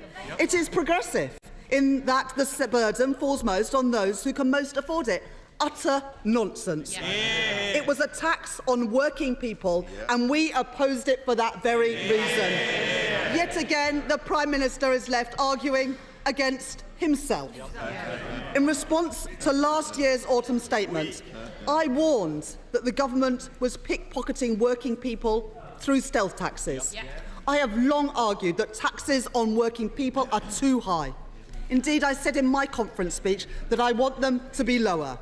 From their failure to uprate income tax or national insurance bans, to forcing councils to raise council tax, the Conservatives have pushed the costs of their failure onto others. But the British people won't be taken for fools. They know that what has been announced today owes more to the cynicism of a party desperate to cling onto power than the real priorities of this high-tax, low-growth Conservative government. So I think that we can forgive taxpayers for not celebrating when they see the truth behind today's announcements. Going into this statement, the government had already put in place tax increases worth the equivalent of a 10p increase in national insurance. So today's 2p cut will not remotely compensate for the tax increases already put in place by this Conservative government. The fact is that taxes will be higher at the next election than they were at the last. This is the legacy of the Conservatives, and that, Mr. Speaker, is their record. Mr. Speaker, the Chancellor and Prime Minister have spent the last 2 weeks marching their MPs up a hill, only to march them down again on inheritance tax. Now, let's not forget, when they realised that they had money to spend... Mr. Kearns, I've had you chirping all the way through. Either go and get yourself that cup of tea or be quiet. Rachel Reeves. When they realised that they had money to spend, this government's first instinct was a tax cut for millionaires. But in the end, even they realised that they couldn't get away with it in the middle of a cost of living crisis. So can the Chancellor tell the House today, is cutting inheritance tax a decision delayed or a decision abandoned? This autumn statement for growth is now the 11th Conservative economic growth plan, from the 5th Prime Minister, the 7th Chancellor and the 9th Business Secretary. And what do those numbers add up to? According to the most recent GDP data, a big, fat zero. That's zero growth in the most recent data in the third quarter of this year. Now, the Chancellor mentioned some countries that we are outperforming in growth, but I couldn't help notice that he failed to mention any of the many advanced economies that have grown faster than the UK. Over the last 13 years of this low-growth Conservative government, the UK languishes in the bottom third of OECD countries when it comes to growth. There are 27 OECD economies that have grown faster than us in the 13 years since 2010, including the US, Australia, Canada, Sweden, Slovenia and 22 others. In fact, over the next 2 years, no fewer than 177 economies are forecast by the IMF to grow faster. Sorry. Don't bother me, Mr. Speaker. Oh, it bothers me. I'm not being funny. I expect the same courtesies to the Shadow Chancellor of the Exchequer. Those who wish to not give that courtesy, please go and find something else to do, because my constituents are interested, yours aren't. Rachel Reeves. And next year, Mr. Speaker, we are forecast to be the slowest growing economy in the whole of the G7. When it comes to economic growth, under the Tories, we are more world-following than world-beating. And let's look at how their record on growth compares to Labour's record on growth. Under the Conservatives, GDP growth has averaged 1.5% per year. But with Labour, it grew an average of 2% a year in the 13 years that we were last in office. Had the economy continued to grow at the rate it did with Labour, it would now be £150 billion bigger. So what is this government's economic record? Lower growth and higher borrowing, with debt more than doubling, now at almost 100% of GDP. This is a product of their failures over 13 years. A Tory government that has failed on growth, failed on debt, failed on levelling up and failed on the cost of living too. And now they expect the British people to believe that when they say they are going to turn it all around, when it is them that is the problem and not the solution. Mr. Speaker, if we are going to grow the economy, we must get more people into work. Let me be clear. People who can work should work. That's why we've long argued. That's why we've long argued that the work capability assessment needs replacing, because right now it is discouraging people from seeking work. But there's a wider problem that, yet again, this government is failing to face up to. Britain is the only country in the G7 where the employment rate still has not returned to pre-pandemic levels, with the increase in the number of people out of the workforce due to long-term health issues costing the taxpayer a staggering £15.7 billion a year. NHS waiting lists have swelled to 7.8 million, an additional 500,000 since the Prime Minister said he was going to cut them. And 2.6 million people are out of work due to long-term sickness. A healthy nation is critical to a healthy economy. That's why Labour has pledged to cut hospital waiting lists, investing an additional £1.1 billion a year to deliver 2 million more appointments, scans and operations. It will be funded by abolishing the non-dom tax status and replacing it with a modern scheme for people who are genuinely living in the UK for short periods. But once again, we see that this policy has been vetoed by the Prime Minister. Mr. Speaker, the best way to get people back to work is to get our NHS working, but the reality is you can never trust the Tories with our NHS. Now, the Chancellor has made a great fanfare about public sector efficiency and value for money.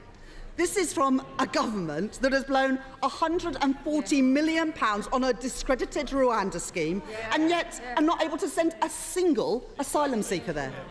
£7.2 billion money lost on fraud during the pandemic, all those cheques signed up by the former Chancellor, the current Prime Minister.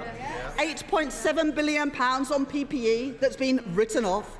HS2 costing £57 billion with not a single piece of track going north of Birmingham. No one can trust the Tories with taxpayers' money. And it says it all, that after 13 years of Tory government, there are still nearly 12,000 NHS computers running on outdated software that's vulnerable to cyber attacks. 10 years ago, when he was Health Secretary, the now Chancellor promised a paperless NHS by 2018. Yet today, in 2023, 26 NHS trusts are still using fax machines. Now, why on earth should people who experience deteriorating public services under this Conservative government trust them to fix it, when his 6 years as Health Secretary makes him one of the biggest architects of failure? If you put your hands into people's pockets and take money out of them, and they don't see visible improvements in the services that they receive, they get very angry indeed. Not my words, the Chancellor's words 2 years ago. And I agree with him. The Tories have had 13 years to improve public services, and they have failed. Mr. Speaker, this is too little and too late. I do want to welcome the Chancellor's announcement today of additional funding to tackle anti-Semitism and Islamophobia to keep our communities safe, as well as the additional money for the Holocaust Educational Trust. There is no place for hate in our society, and I know that across the House we will work together to eliminate it. Mr. Speaker, the Chancellor calls this an autumn statement for growth, but it is Labour who has led the agenda on growth. And today we see the Conservatives have released their own poor cover version of what we have already announced. The Chancellor today is talking about unlocking capital by reforming pensions, but Labour would go further, encouraging investment into British start-up firms and scale-up firms, and introducing measures to ensure the consolidation of pension funds, so that our pension system gets better returns for savers and for the UK economy. On planning, the Conservatives are following Labour's lead on providing money off bills for communities that host grid infrastructure and speeding up planning decisions. What's taken them so long? Labour will get Britain building again, with a once-in-a-generation set of reforms to accelerate the building of our country's national infrastructure and to build housing too. We will fast-track battery factories, our life sciences and 5G technology to grow our economy and provide good jobs in every part of our country. And we welcome the fact that the Chancellor has announced that he will make full expensing permanent, another thing that we have been calling for. But that doesn't make up for the years of uncertainty that businesses have faced, with taxes going up and down like a yo-yo, with small and medium businesses who play such a pivotal role in growing our economy left exposed to the Tories' economic volatility. Labour's partnership with business will get our economy firing on all cylinders. That's why this week we established a new British Infrastructure Council with key investors in the UK economy, focused on unlocking private investment by addressing the delivery challenges businesses face when investing in Britain. Through Labour's new National Wealth Fund, we will work alongside the private sector to back the growth of British industries so that we can make the crucial transition to a zero-carbon economy. And for every pound of public investment, we will leverage in 3 times as much private investment, whilst also getting a return to taxpayers. Labour's plan will boost our economy, get debt falling and make working people better off. Now, Mr. Speaker, if you listen to the benches opposite, you would believe that the cost of living crisis was behind us. But inflation is still double the Bank of England's target rate. I know the importance of low and stable inflation from my time as an economist at the Bank of England. Now, it is of course welcome that the Chancellor has accepted this year's recommendations from the Low Pay Commission that we set up on the minimum wage. But the reality is, of the Conservatives' record, that average wages for working people have been held back. Under this government, real average weekly wages have increased by just 3% in 13 years, compared to a 27% increase under the last Labour government, worth an additional £120 more every week for someone going out to work every day. And today, Mr. Speaker, is Equal Pay Day. So it is also important to recognise that the living standards of working women have also been held back by a gender pay gap that I am determined to close. Now, the Chancellor and the Prime Minister say that the cost of living crisis is dealt with. Now, everything might look a little bit better 10,000 feet up in your helicopter. But down here on planet Earth, people are approaching Christmas and the year ahead with worry and trepidation. The cost of living crisis has hit us harder because Tory mismanagement has left us so exposed. 11 million UK households don't have enough savings to cover 3 weeks of living expenses if they needed it. Working families have been skating on thin ice for too long. And as their resilience has been eroded, so has our national economies. Let's not forget, it was this government that oversaw the closure of our critical gas storage facilities, which left our country more exposed to the huge fluctuations in international energy markets. While the former Prime Minister, that's 4 Prime Ministers ago, cut energy efficiency programmes leading to higher bills for homeowners. And just last year, we saw the true cost of the Conservatives when their kamikaze budget crashed the economy, leading to market turmoil, pensions put in peril and a spike in interest rates. 1.6 million families will see their mortgage deals end this year. Those remortgaging since July have seen their payments rocket by an average of £220 a month. And next year, 1.5 million families will face a similar fate. The Conservatives' economic recklessness inflicted a Tory mortgage penalty on families across the country. In Wellingborough, families with a mortgage will be expected to find an additional £190 every single month. In Richmond, North Yorkshire, homeowners face £200 more a month on their mortgage. And in the Chancellor's own constituency, but maybe not for long, families with a mortgage will see an average increase of £420 a month because of this Conservative government's economic failure. And with increased costs for landlords, and the Chancellor knows something about that as well, renters are paying a high price too. The truth is, Mr. Speaker, Working people just don't have this sort of money lying around. But this is what we've come to after 13 years of Conservative government. And this is the record upon which people will judge the Conservatives at the next election. This Tory economic recklessness is not a thing of the past. The British people are still paying the price. And we say never again. Last week, Labour put forward an amendment to the King's Speech to put our fiscal lock into law. It would prevent a repeat of last year's economic horror show. And yet the Tories voted against it. It is clear that today, Labour is the party of economic and fiscal responsibility. And what have the Conservatives learnt? The Conservatives have learnt absolutely nothing.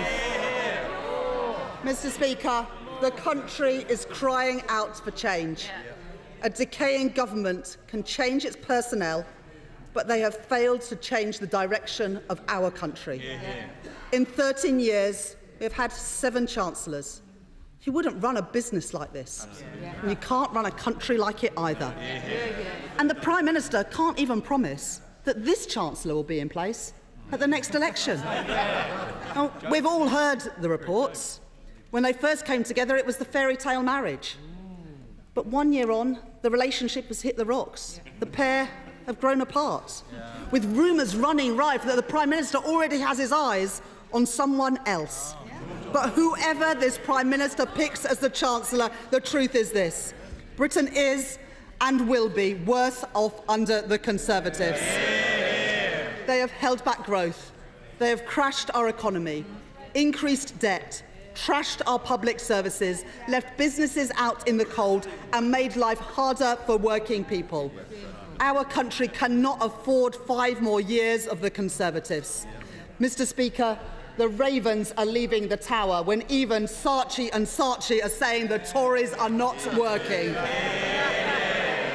And the questions that people will be asking at the next election and after today's autumn statements are simple.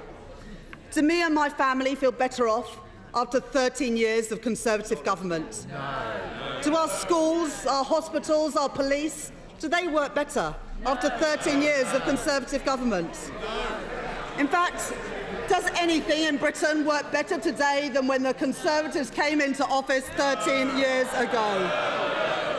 We all know that working people are worse off under the Conservatives, with growth down, mortgages up, prices up, taxes up, debt up, and Mr. Speaker, their time is up. It is time for change, a changed Labour Party to lead Britain and to make working people better off.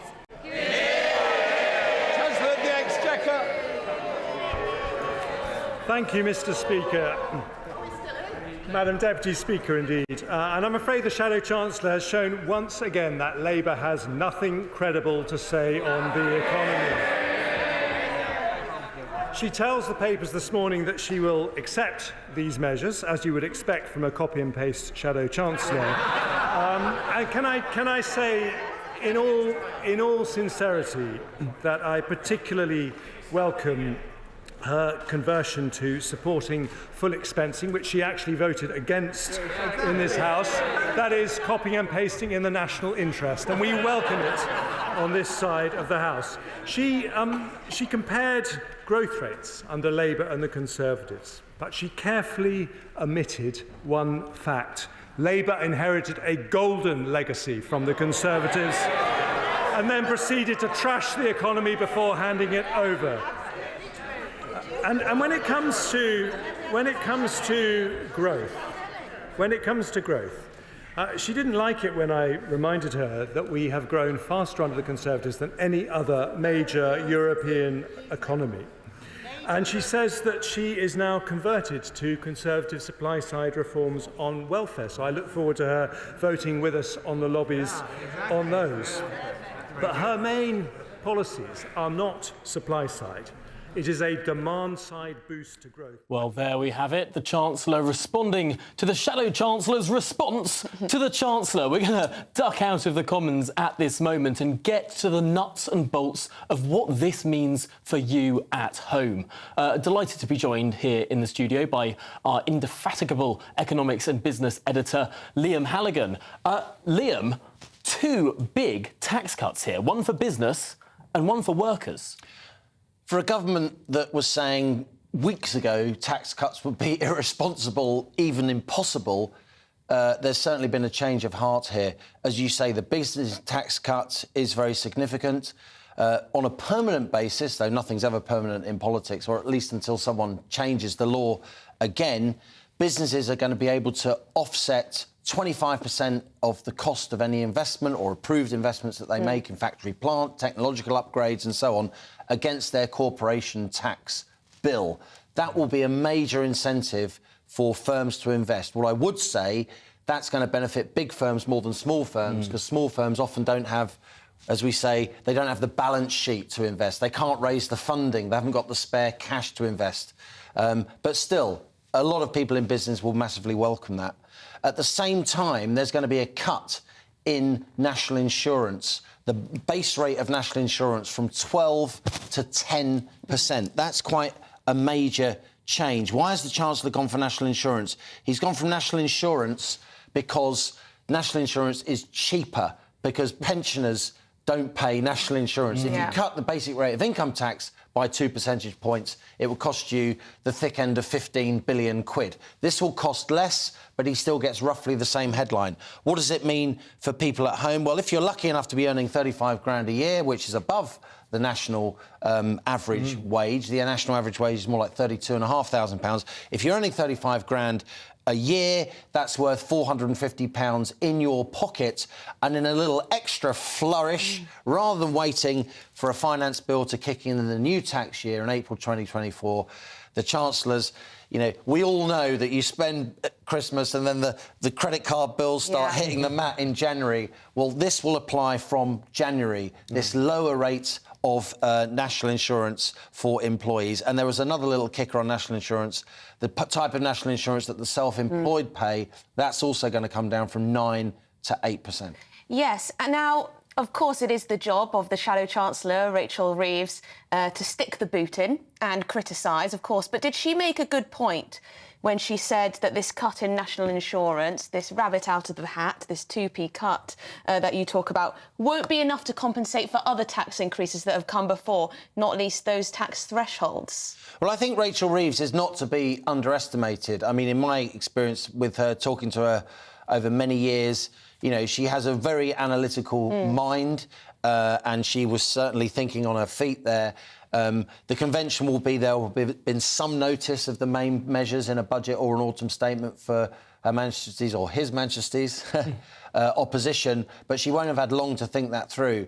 But broadly speaking, she's right. I mean, look, the tax burden here is still going up, even though it's down a little bit. I've got some numbers here from the OBR. Down a little bit from March, but each year it still goes up. So the numbers from the OBR, the official numbers accompanying this, are that the tax burden is down by 0.7% compared to what it would have been in March. Right. But as you were saying, it's still going up. It's still going up each year, just up by less than it was going to go up. OK, to that point, who are the winners and losers here? So Rachel Reeves is correct. The freezing of tax thresholds, the fact that you're going to start paying tax at £12,570 until 2028, even though wages and inflation go up, the fact that the top rate threshold is going to stay where it is. We've got the UK tax burden here on the screen. It is at a 70-year high. That will continue. The winners are mainly people, I would say, on lower incomes, because that, in that sense, this is progressive by the Chancellor, because that cut in national insurance will be a higher share of their overall return than people on higher wages. The winners also, we haven't mentioned, are people on benefits, not to denigrate a lot of lower income and vulnerable individuals and families in our country, but the benefit upgrade is going to be by 6.7%, which is the September inflation number rather than the lower October inflation number. And even more generous for pensions, up by 8.5%. Indeed, indeed. And that is the triple lock. That's because that was the rate of earnings. The triple lock is either 2.5% or inflation or earnings, the higher of those. And so Jeremy Hunt, in something that will really annoy a lot of people in your respective generations, guys, yet again, pensioners, even though there's a lot less pensioner poverty than there was in this country, are getting a big inflation-busting upgrade. Is this potentially balanced, though, by the national insurance cut? So people in work, national insurance is cut from 12 to 10%. People who've retired from work, they get their pensions going up. Both groups are somehow satisfied by this autumn statement. Yeah, this is a very political statement. I think there's a lot here for a lot of people to be pleased with, not least on the right of the Conservative We Party. haven't even mentioned pubs yet. We haven't mentioned pubs, we haven't mentioned the freeze in alcohol duty, we haven't mentioned an extension in those free ports and investment zones, those and tax Liam, we're from going 5 to 10 years. We're going to get to all of those stories after these messages, because, my goodness, there is lots to dig into, as Liam was saying, not just on tax, not just on pensions, but also on pubs. All the analysis right here on GB News with you up for the rest of the afternoon as well. Stick with us here on Good Afternoon Britain.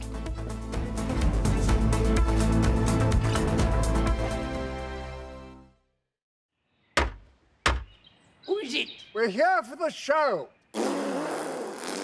Welcome to the Dinosaur Hour with me, John Cleese. I was married to a therapist. And you survived? I thought we were getting Hugh Laurie. Second best. You interviewed Saddam Hussein. What's that like? I was terrified. I'm playing strip poker with these three. Oh! No, thank you. My CDs need to be put in alphabetical order. Are you going to be problematic again?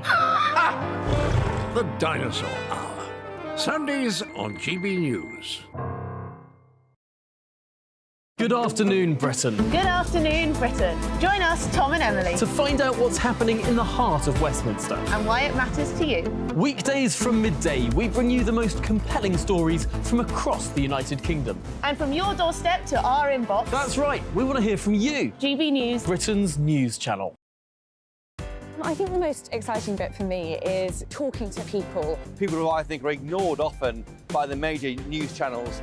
We're going to give news they want to hear. There's a voice there that needs to be heard. I think there's a chance here for a diversity of opinion to be expressed, which you don't find elsewhere. It's really exciting. We don't hold back. We're free to say how decisions that are taken here affect us all around the country.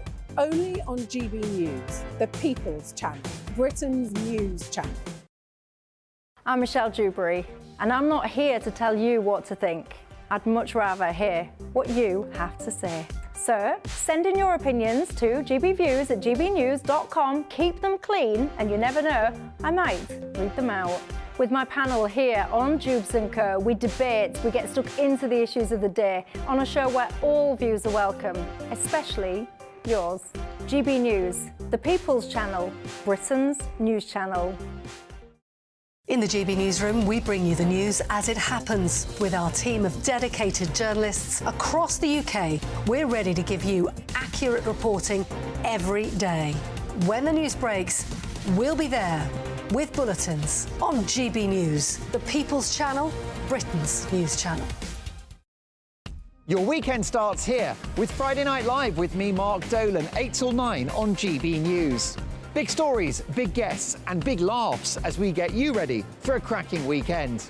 That's Friday Night Live with Mark Dolan. Fridays 8 till 9 on GB News. Bring your own drinks. The admission's free.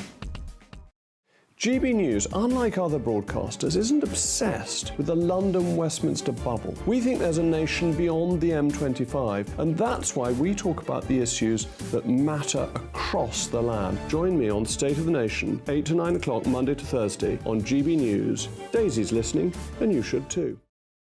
Tired of the usual focus-tested, pre-prepared Westminster runaround? Well, so am I. So you want higher taxes? Is your department to blame for this? Are you rethinking this policy? Every Sunday at 9:30, I'll be sitting down with those in power to get the truth about the issues affecting you. Let's be honest, we've known about the cost pressures of this project for years, not months. That's the Camilla Tominey Show, a politics show with personality. On GB News, the People's Channel, Britain's news channel.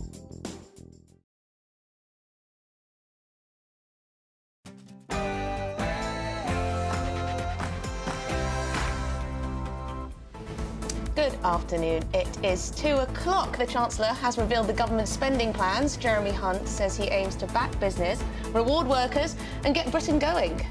He's also announced a boost for pensioners, a freeze on alcohol duty and more funding for public services, as well as a multi-billion-pound investment in businesses. Our choice is not big government, high spending and high tax, because we know that leads to less growth, not more. Instead, we reduce debt, cut taxes and reward work. But we've also heard from Labour. The Shadow Chancellor was scathing about Jeremy Hunt's plans. After 13 years of Conservatives, the economy is simply not working, and despite all the promises today, working people are still worse off.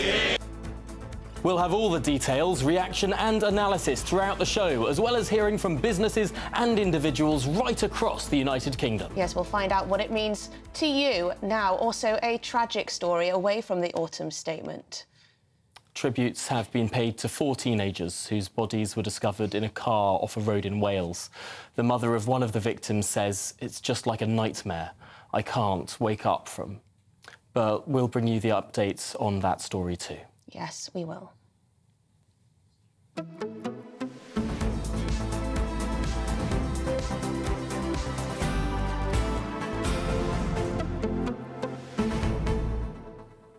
Yes, and we want to hear from you. What do you make of what Jeremy Hunt had to say, and also what Rachel Reeves had to say on the other side of the House? Are you happy with the government spending plans? Are you happy with the proposed tax cuts, the planned tax cuts? What else was in there that you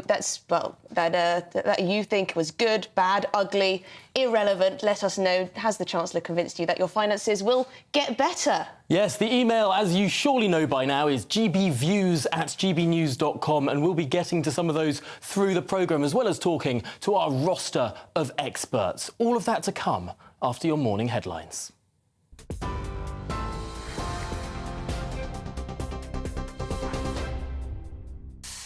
Hello, very good afternoon to you. It's 2 minutes past 2, Aaron Armstrong here in the GB newsroom.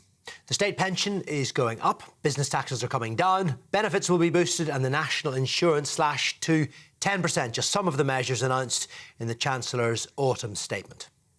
Autumn statement. Jeremy Hunt.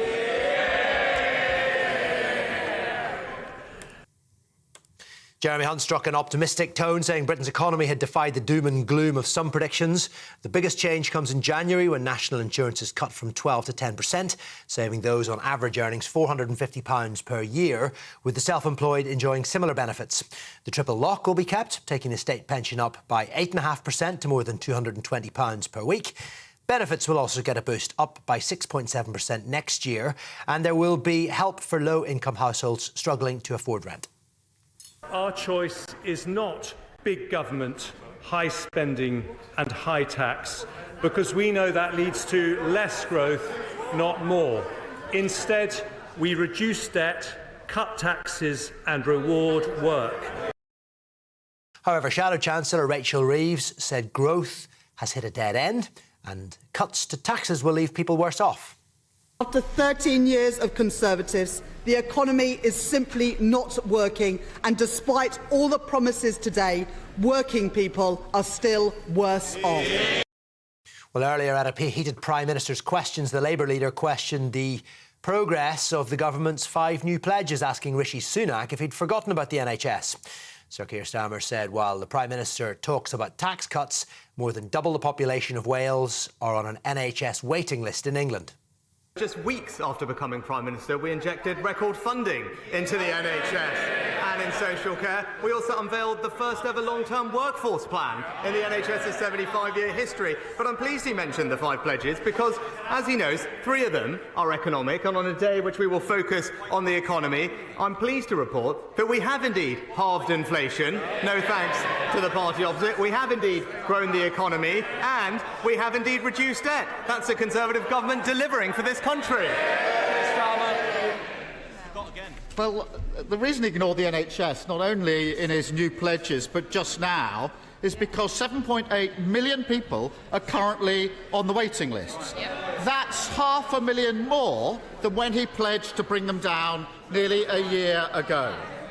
And the Prime Minister just claimed that this is all about economic growth. So let me ask him, if a labourer or a care worker is forced to wait a year for an operation, how are they meant to help grow the economy? 4 men have been given life sentences with minimum terms of between 41 and 47 years for the murder of a woman in Liverpool. 28-year-old Ashley Dale was killed when James Witham forced his way into her home and opened fire with a machine gun. He and co-defendants Joseph Peers, Niall Barry and Sean Zeiss were found guilty of murder and conspiracy to murder Ms Dale's partner. The spokesperson for Ashley's family said they will never be able to forgive. Although nothing can make this nightmare end, we can now rest assured knowing these evil monsters will pay for what they have done to Ashley and our family. And they too have ruined their own lives and their families' lives. Ashley had her whole life ahead of her and was in her prime. A career-driven young woman whose life had been cut short for such a senseless act. There really are no words. The Foreign Secretary David Cameron says the truce between Israel and Hamas is a crucial step towards releasing hostages and providing humanitarian relief in Gaza. The two sides have agreed a 4-day pause, which is due to start in the next 24 hours. 50 hostages held by the terror group will be freed in exchange for 150 Palestinians held in Israeli jails. Every additional 10 hostages subsequently released will extend the pause by a day. The hometown of 4 teenage boys who died in North Wales has cancelled tonight's switching on of the Christmas lights out of respect for the families.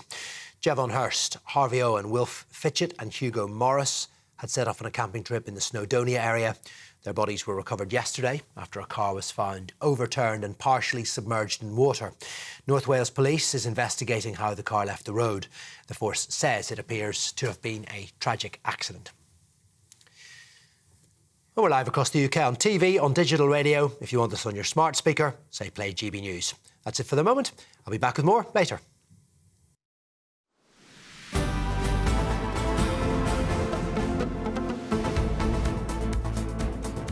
Well, there's only really one place to start this hour. The Chancellor has revealed the government's spending plans, saying his autumn statement will boost the UK economy. And joining us in the GB News studio is the GB News economics and business editor, Liam Halligan. Liam, we have heard 2 huge tax-cutting headline measures. Everyone at home will know what they are. The cut to business investment, making that exemption permanent, but also national insurance. I want to talk to you about other things, however, in the budget. What were the other little bits and bobs that might affect people at home? It's a pretty meaty statement that we've got here. The national minimum wage was increased. It was increased from £10.42 an hour to £11.44 an hour. And also, it was extended, so it now applies to 21 and 22-year-olds and not just people who are 23 years and older. That is quite interesting, trying to give the younger generation something, a reason to vote Conservative, if you like. The pension triple lock was confirmed, so basic state pension is going to go up 8.5% from April 2024. That's worth about £900 a year for recipients of the basic state pension. We had the development of a strategic manufacturing fund, something that the Chancellor's been working on with Business Secretary Kemi Badenoch. The government has announced £4.5 billion of government investment by 2030, focused on automotives, aerospace, clean energy, life sciences. You'll know that in America, Joe Biden's got what he calls his Inflation Reduction Act. Yeah. Tens of billions of dollars going into various green technologies there. This is the UK's response. We're not going to become subsidy junkies, in the words of various ministers, but we are going to try and provide some kind of incentive for big-ticket investment here in the UK. Subsidy junkie, I like that. Then you've got the extension of the investment zones and the free ports, which the Chancellor announced back in March. There are going to be new investment zones in the West Midlands, the East Midlands and Greater Manchester, and the tax breaks that are available in those investment zones and free ports are going to be extended from 5 years to 10 years. To be honest with you, I didn't know that they're only for 5 years. Yes. So that was quite interesting. Business rates, this is a major bugbear for lots of business owners. You pay business rates not just before you've made any profit, as the Chancellor said, you pay business rates before you've taken any revenue in at all, because they are a tax on the rateable value of your business premises. The Chancellor's going to freeze the small business rate multiplier for another year. And this is really going to help businesses like pubs, businesses and in like the particular, service sector economy. he's extending the retail and hospitality relief, so no business rates for retail and hospitality for another year. That's a kind of lockdown measure that's been extended. In terms of other things that are going on, we've talked about the benefits upgrade, working age benefits. They're up 6.7% from next April. Which is higher than was thought they could have been raised by. Indeed, because it's tradition that you raise benefits by the September inflation number, but because the September inflation number was very high at 6.7% and the October one was much lower at 4.6%, there was speculation, some of it coming from the Leader of the Opposition's office, we must say, that the Chancellor may use that lower October inflation number of 4.6%. He didn't. He stuck with the 6.7%. That means for around 5 million low-income households, that's worth about £470 a year to them, those benefit upgrades. That's separate from the state pension. These are working age benefits. So it's people on benefits, as well as pensioners, as well as people in work, on average, now all getting above inflation pay rises. And I wonder, I'll have to look at the fine print, where the cuts are, where the cuts in spending are. As you and I were discussing earlier, Tom, the tax burden is going up, but it's going up by less than it would have done had we stuck with the measures in March. To that point, he did talk about public sector productivity, perhaps some slashing of government departments was there. We hear about that a lot from the Conservatives. Whether we see it actually happen is another thing. What you sometimes do as Chancellor is you bank on future productivity improvements, you bank on efficiencies, you bank often on, you know,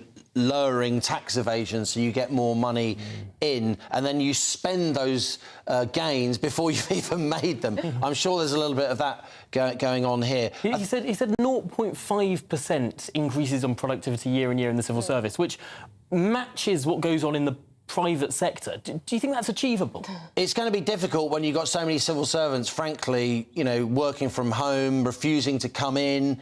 I mean, we hear about deals being done to convince civil servants to come in on Tuesdays, Wednesdays and Thursdays. That spells an acronym. Yeah, that spells an acronym. In the good old days, you used to do what your employer told you, didn't you? In the real world, the 4/5 of us who work in the private sector often don't have those choices, as well as the sort of, you know, massive pensions and benefits that come from public sector work. But, you know, I do think it'll be difficult to make those productivity gains in the public sector, but we live in hope. I think another interesting thing is, from those tax burden numbers, Tom, which we were discussing, the tax burden is going up. You'll remember at party conference, Tory party conference, when I chaired an event with Liz Truss and her Growth Commission, you had members of her Growth Commission, some of them still sitting MPs, saying that there is a group of 50 to 60 MPs who support a lot of her proposals. They don't want her to come back as party leader, but they support her kind of low tax, pro-growth agenda, an agenda which we must say, albeit with the Office for Budget Responsibility's blessing, Jeremy Hunt has just copied and pasted himself, to use a phrase that he fired at Rachel Reeves several times.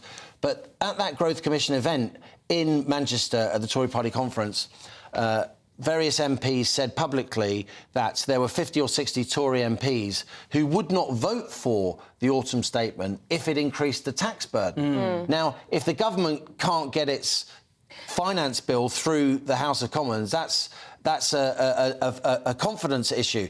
So will they make good on that commitment? Will the awkward squad of MPs Liam, on the Tory right say we're not going to vote for this? Perhaps even more important than what the overall tax burden is where it lies and where it falls. Who does it affect?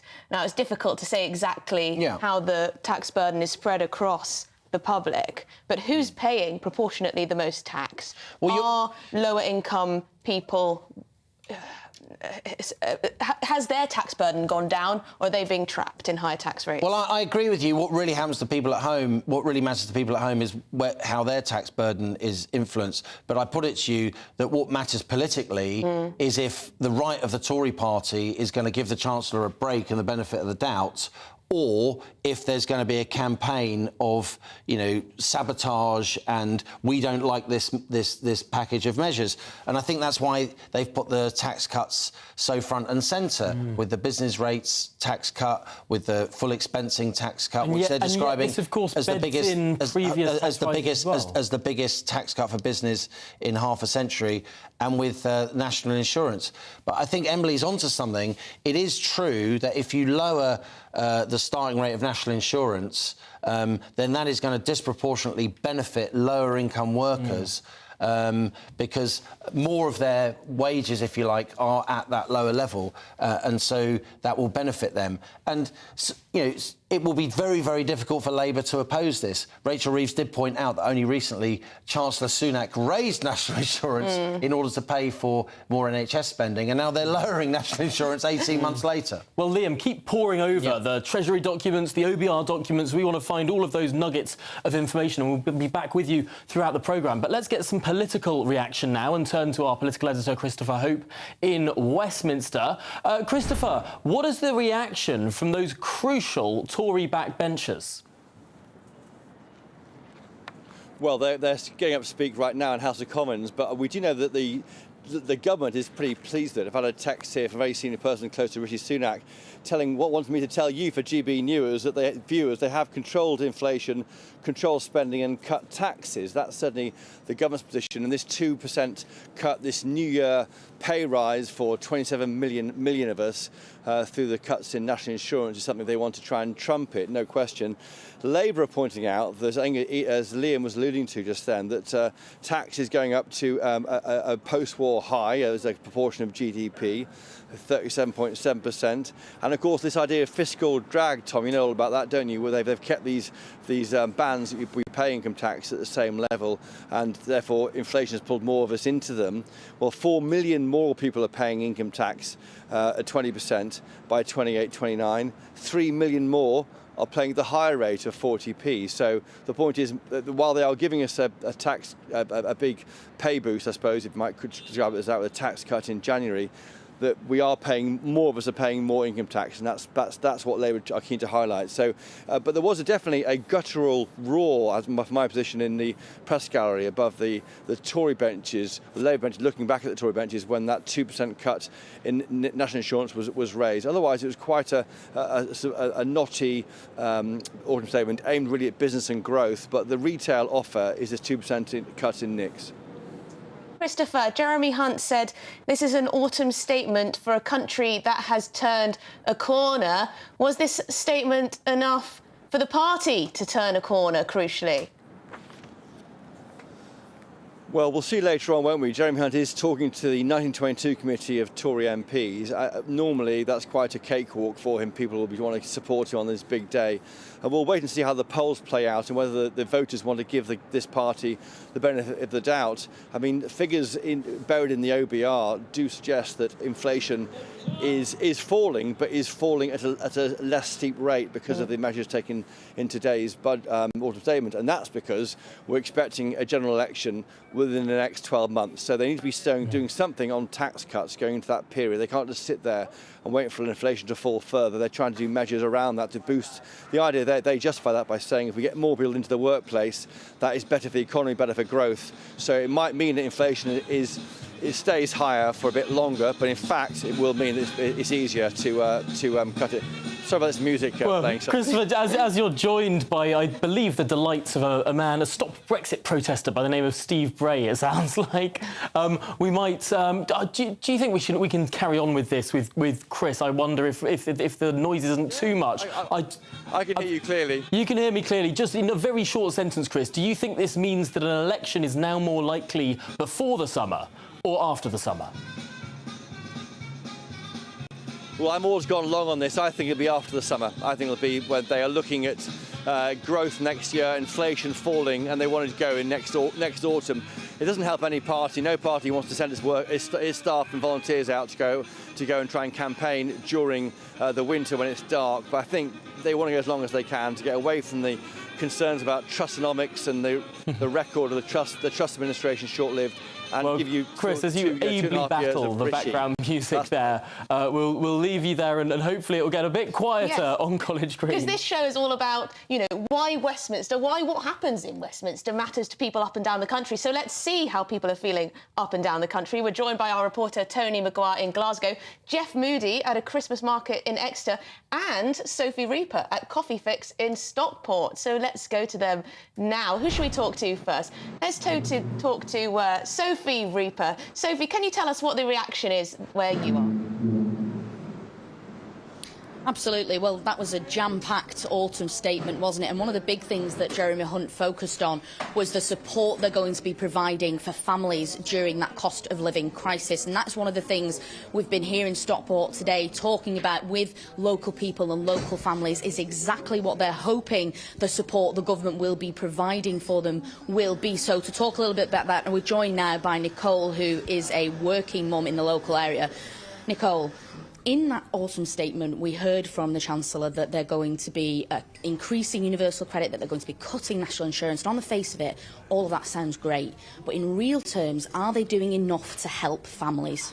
Not in today's needs. We're talking about an increase in April next year based on September's inflation rates. So that's 6 months from now when people need that help through Christmas and through some of the most difficult times.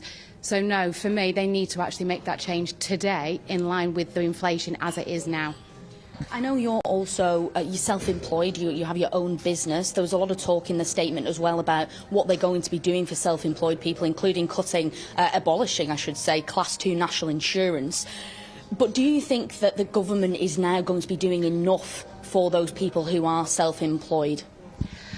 Not really. I think there needs to be more focus on grants to help those self-employed and for people in start-up stages who are needing extra support for things like universal credit, getting rid of this cap to stop people from benefiting from some kind of income while they're actually getting their business up and running. There was something I do want to talk about because one of the big things that's come out of today's statement is they're wanting to get people back into work. And there's a huge population of people that want to get back into work that can't get back into work, and that is the parents, because we are stuck in this archaic time of Monday to Friday, 9 to 5, where we've got parents paying for somebody else to take their children to school, pick them up, and they're only seeing their children when they put them to bed. This is increasing people's anxiety and it is actually leading to burnout as well, and they're basically paying for somebody else to raise their children. If we can actually put flexible working into place, we can improve our families' lives, we can look after our children, and we can actually help lower anxiety, improve sleep and mental health. Therefore, we can actually improve productivity and performance. 28% of parents have left the workplace after going back in after having a baby. That's off some research that I've done this year. If anybody wants to read more, they can find that report on nicoleratcliffe.co.uk. Thank you so much for your time this afternoon, Nicole. Anyone saying that the people in this country are not paying attention to what's going on in Westminster clearly need to have a word with Nicole. She is so well informed, and it just goes to show that people, not just in Stockport but all over the country, are so interested in what has been said today in the autumn statement. No, it really, really does matter. Sophie Reaper, thank you so much for bringing us that from Stockport. Let's cross across to Exeter now, where Jeff Moody, you're at a Christmas market. What's the mood on the ground there? I am. I've been sampling several of the wares at the Christmas market. It's all going very well, and I've been asking stall holders and shoppers what how the last year has been, and also what they thought of the autumn statement. Let's try one now. Sir, what do you think of the autumn statement? Yes, right, let's quickly move on. Here's a stall holder that has got a few opinions about the autumn statement. Hello to you, Justin. You're from South Devon Chili Farm. Indeed. Written up there nicely so that I can see it. How's business? Yeah, it's been really good the last year. There's a lot of investment going to the chili farms. It changed hands recently. And so, you know, we're having to watch the pennies and the pounds all the time as a growing business. What sort of things were you looking out for in the Chancellor's statement today? What did you want to see?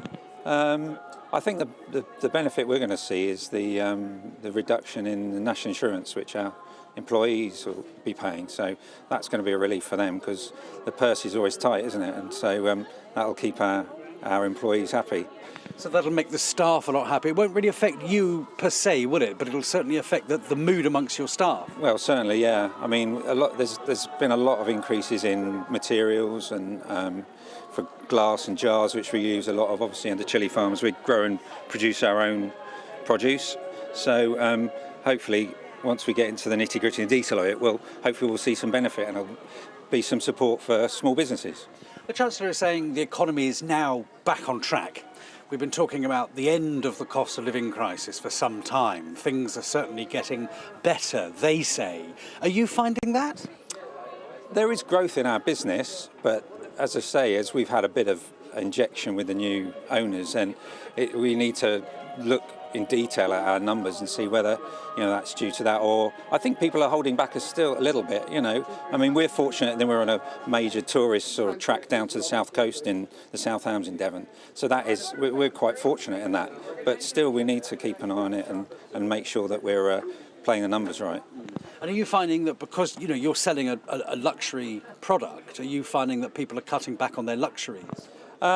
That's always a concern, and we have to look at bringing new products to the market so that there's still an interest and excitement. Yeah, we might feel we can add a premium to the price as we're, you know, a good established brand in our trade, in our field, but you've got to be competitive, so we have to be careful. Justin, thank you very much indeed. Well, I'm going to be here for the next couple of hours, so if you happen to be in Exeter and have an opinion on the Chancellor's statement, come down and find me. Right, and from Exeter to Glasgow, Tony Maguire is there for us. Can you give me a taste of the reaction there?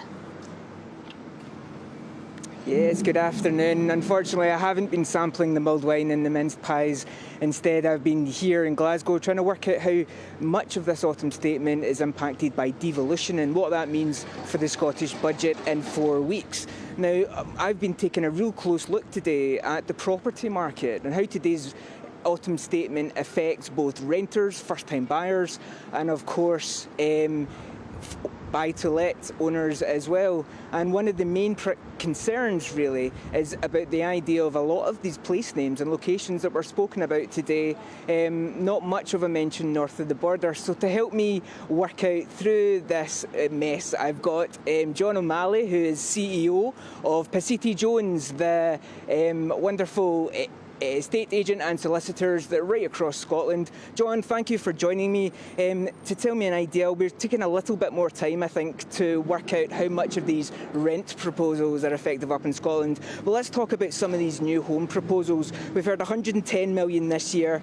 for the high nutrient mitigation schemes, which will clean up the water, and of course thousands of homes around the country, but mentions in Cambridge specifically and Leeds.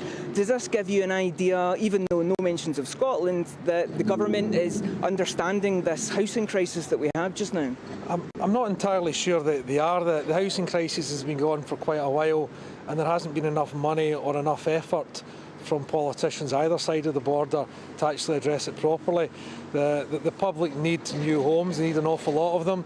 Partly money to buy new developments, planning needs to be put through an awful lot quicker, and partly legislation to allow people to do conversions or convert unused real estate into residential property is needed, and it's needed desperately. Now, we did hear one kind of interesting comment which got an unusual noise from the House of Commons today, and that was that some houses will be allowed to convert into 2 flats as long as the facade stays the same. Does that express the out-the-box thinking that you're kind of hoping to see more of? Absolutely. I think things like that are very helpful. I think we need to go a lot further. I was stood here outside Byres Road, one of the main roads in Glasgow, and you can see 2 empty shops across the road from us. We need to have more outside the box thinking. What can be done with these? There isn't demand for the old types of retail property that there used to be, but there is a massive demand for new homes and conversions. That's what we should be looking at doing. Well, you heard it here, and of course one of the big kind of misser-outers of today's statement was first-time buyers, but don't worry, we'll be back a little later this afternoon to talk a lot more about them. Forward to seeing it. Tony Maguire in Glasgow, and indeed Jeff Moody at your Christmas market in Exeter, and Sophie Reaper, thank you so much for bringing us all of that reaction from around the country. Let's get more reaction now in the studio. I'm delighted to be joined by Sean Bailey, a member of the House of Lords now, of course, Michael Walker from the left-wing news website Novara Media, and Liam Halligan is still in the studio with us as well. We're going to be discussing all of what's to come with our panel after we get a little roundup of the news with oh no, hang on. We're not going to the news yet, but we have a fantastic panel coming up for some reaction, live analysis of that autumn statement, and also of Shadow Chancellor Rachel Reeves' response. Who are you with? She was quite scathing, wasn't she? But did Jeremy Hunt do it for you? We'll find out. We're going to be going to the news very quickly. But Liam, will you just give us the biggest moment in that autumn statement? What was the big... Well, the biggest moment is obviously the arrival of Sean Bailey into the studio looking very dapper. I think the biggest moment was the 2p cut in national insurance. I think that will be seen as... There's going to be headlines of, you know, Jeremy Hunt as Santa handing out baubles that he may or may not be able to afford. And also, of course, full expensing, making that permanent. Not that anything's permanent in politics, but allowing businesses to offset part of the cost of their investments against their corporation tax bill. As I said, that's more of a big business bauble, if you like, because small businesses often don't have don't have the ability to finance those investments. It was quite interesting, Rachel Reeves saying it was her idea, and then Jeremy Hunt saying that she copied and pasted it. There was a little drive there, back and forth. Hard to know what to believe. No, very difficult to know. He's not known for his jokes, Jeremy Hunt, so he had a decent joke making fun of the Shadow Chancellor. He had a decent joke, but only one joke. But he certainly wrung that lemon out as much as he possibly could. He squeezed that lemon. Well, much more on this after. Now we can go to our headlines for the other news around the country. Let's go to Aaron Armstrong.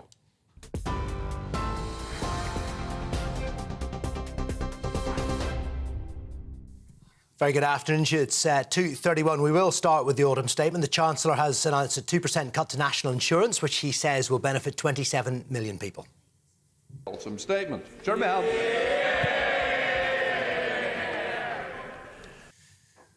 Well, national insurance, the rate will be cut from 12 to 10% from January, which will be worth £450 for those who earn £35,000, with similar savings for the self-employed. The Chancellor also unveiled an 8.5% increase to the state pension, a permanent tax break for businesses and a 6.7% boost to benefits, although he pledged to end welfare for those refusing to seek work. The minimum wage will go up by more than £1 per hour from April, and housing allowance will also increase for renters, although millions of people will face more rigorous entitlement testing. I'm going to go further and cut the main rate of employee national insurance by 2 percentage points from 12% to 10%. That change will help 27 million people. It means someone on the average salary of £35,000 will save over £450. For the average nurse, it's a saving of £520. For the typical police officer, a saving of £630 every single year. The Labour leader disputed the progress of the government's 5 new pledges, though, at a heated Prime Minister's questions, asking Rishi Sunak if he'd forgotten about the NHS. Sir Keir Starmer said while the Prime Minister talks about tax cuts, more than double the population of Wales are on waiting lists in England. 4 men have been given life sentences with minimum terms of between 41 and 47 years for the murder of a woman in Liverpool. 28-year-old Ashley Dale was killed when James Witham forced his way into her home and opened fire with a machine gun. He and co-defendants Joseph Peers, Niall Barry and Sean Zeiss were found guilty of murder and conspiracy to murder Ms Dale's partner. We'll have more news at the top of the next hour, or there's more on our website now, gbnews.com.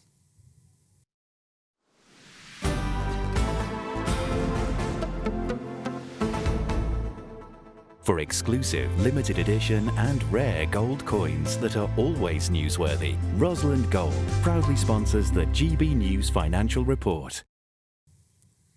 Quick look at the markets today. The pound buys you $1.2481, 1.1475 euros.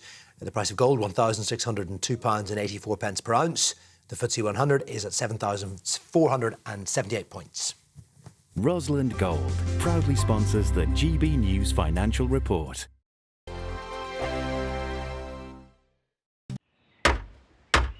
Who is it? We're here for the show. Welcome to the Dinosaur Hour with me, John Cleese. I was married to a therapist. And you survived? I thought we were getting Hugh Laurie. Second best.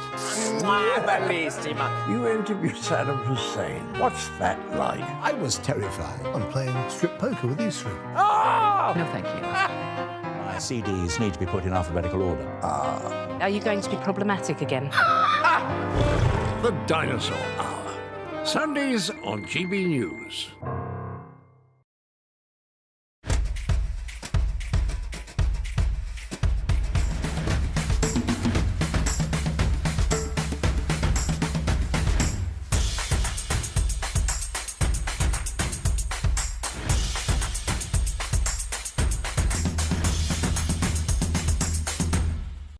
Wake up to the headlines with Headliners every morning at 5 a.m.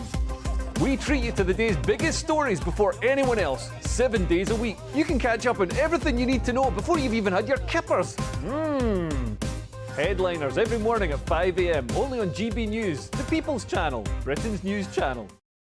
GB News, unlike other broadcasters, isn't obsessed with the London-Westminster bubble. We think there's a nation beyond the M25, and that's why we talk about the issues that matter across the land. Join me on State of the Nation, 8 to 9 o'clock, Monday to Thursday, on GB News. Daisy's listening, and you should too.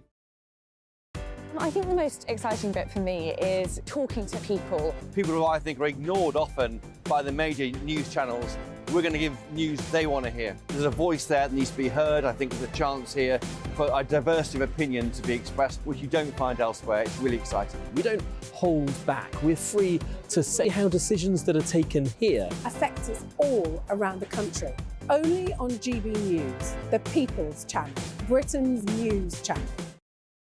There's only 3 people you can trust in life. Your doctor, your lawyer, and your nana. I'm not sure. So join me, Nana Aquare, at 3 p.m. every Saturday and Sunday, where we discuss the biggest topics of the weekend. Be ready for battle. Could you be quiet? What is this? It's my new teeth. It's your new teeth. I don't bite. Well, not without a good reason. Always honest, always fun. Every weekend at 3 p.m. on GB News, the People's Channel, Britain's news channel. Your weekend starts here with Friday Night Live with me, Mark Dolan, 8 till 9 on GB News. Big stories, big guests and big laughs as we get you ready for a cracking weekend. That's Friday Night Live with Mark Dolan. Fridays 8 till 9 on GB News. Bring your own drinks. The admission's free. Tired of the usual focus-tested, pre-prepared Westminster runaround? Well, so am I. So you want higher taxes? Is your department to blame for this? Are you rethinking this policy? Every Sunday at 9:30, I'll be sitting down with those in power to get the truth about the issues affecting you. Let's be honest, we've known about the cost pressures of this project for years, not months. That's the Camilla Tominey Show, a politics show with personality. On GB News, the People's Channel, Britain's news channel.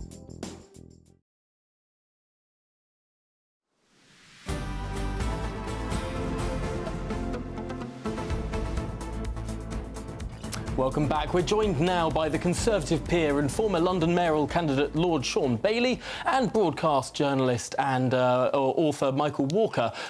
Let's get your reaction to the statement first of all. Michael Walker, this was a bit of a rabble-rousing statement. We're going to have cheaper alcohol, taxes are being cut. What's not to love? I would probably call it rearranging deck chairs on the Titanic. I mean, you've got a government which is overseeing an economy which is terrible, which feels terrible to ordinary people. I think the big story this winter is actually going to be another NHS crisis. Obviously, one of Rishi Sunak's big original missions was to reduce NHS waiting lists. He hasn't achieved that. Now, he's got 5 new missions. I'm not sure what those are. I'm not sure anyone in the public has remembered them either. But I think the big problem for the Conservatives is fundamentally that the economy is a mess. Public services are a mess. People know that, people can feel that, people can see that, and 2p here or 1p there is not going to make a huge difference to how people vote. So this seems to me like a kind of desperate last-minute attempt to try and not have a complete blowout at the next election. Maybe there are a few people who will say, you've messed everything up, but that 2p on my national insurance, that changes everything. Lord Bailey, I think smacks of desperation. I think all of these budgets and stuff do smack of desperation because you have an election to win. But let's be very clear, this is politics. This is about the next general election. And it's really interesting when the Chancellor pointed out to Rachel Reeves, remember, it was you who destroyed the economy in the first place. That's not true. And why that's important, yes, because when they ended, we had no money. Literally left a note saying there's no money left. But why that's important is because it depends on the public's memory of that. Because what's happening now, where I do agree with you, the economy does feel tough for many, many people. So things like the increase in benefits will be very important. The increase in rent support in London particularly will go down an absolute storm. So a Chancellor who's focusing on people at the lower end of the income scale is very, very important and powerful, but it still comes down to what does it feel like, and the economy still feels tough.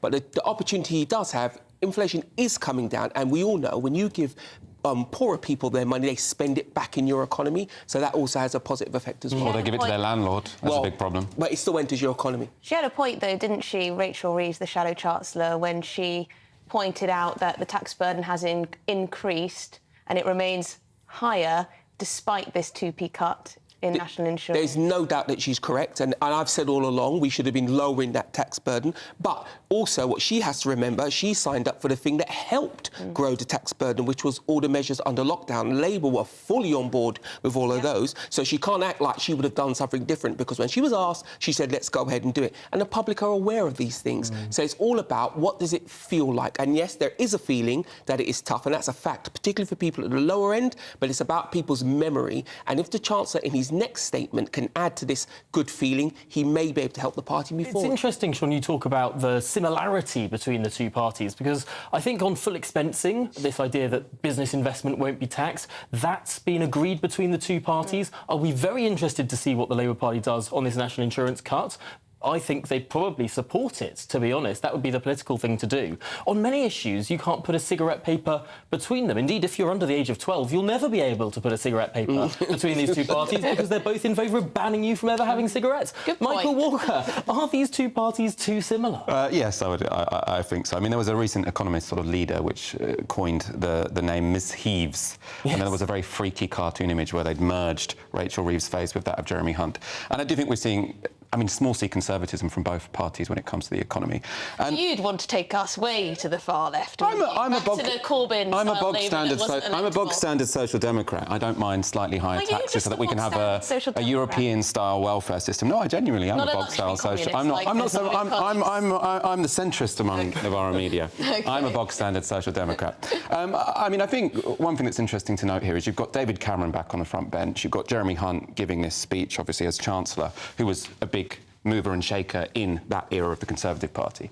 And I think what we're seeing now is actually, you know, the failure of that era. Because whoever becomes Chancellor now, you are in a somewhat difficult position. Interest rates are high. It's not as cheap to borrow as it used to be. Growth is somewhat low.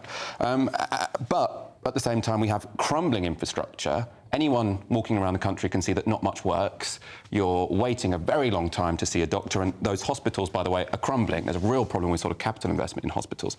And I think what you're seeing is, whereas George Osborne said what they were doing was fixing the roof while the sun was shining, they were doing the precise opposite. Interest rates were low. They could have borrowed cheaply, invested in our infrastructure. They did the opposite. Now we've got crumbling infrastructure and interest rates are high. Hindsight is 2020. Lots of people said it at the time. And I go back to the point that lots of people said to the Labour government at the time, look how much you're spending. You put George Osborne in that position. Yeah. But the real thing is, the one thing we can agree on, they are very similar and we are in a tough situation. And that leads me to ask the question, what can Labour actually afford? They keep talking about public services. They cannot come back to the public for any more money to pay for those services. So what are they going to do? Right, well, one of the big policies, we're going to come back to Sean Bailey and Michael Walker very quickly, but one of the policies, we want to find out what the budget meant for beer drinkers and pub indeed owners. pubs, spirits, wine, all the rest of it, all of the more fun sides of Christmas, perhaps. Let's join the Chief Executive. It's getting up to Christmas, Yeah, I isn't it? guess so. Yeah. Let's join the Chief Executive of the Beer and Pub Association, Emma McClarkin, who I'm sure will say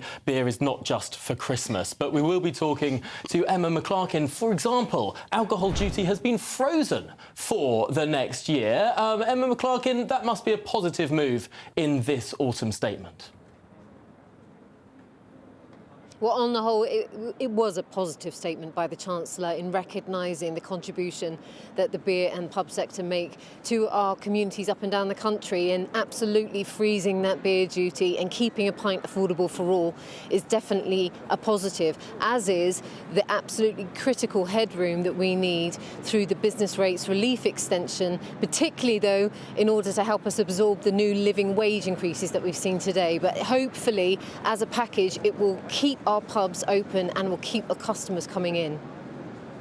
See, reports and the statistics are, well, upsetting for those people in this country who like going to the pub. Many pubs closing every month in this country. Is a bit of a change on business rates and a freeze on alcohol duty enough to keep our pub trade going?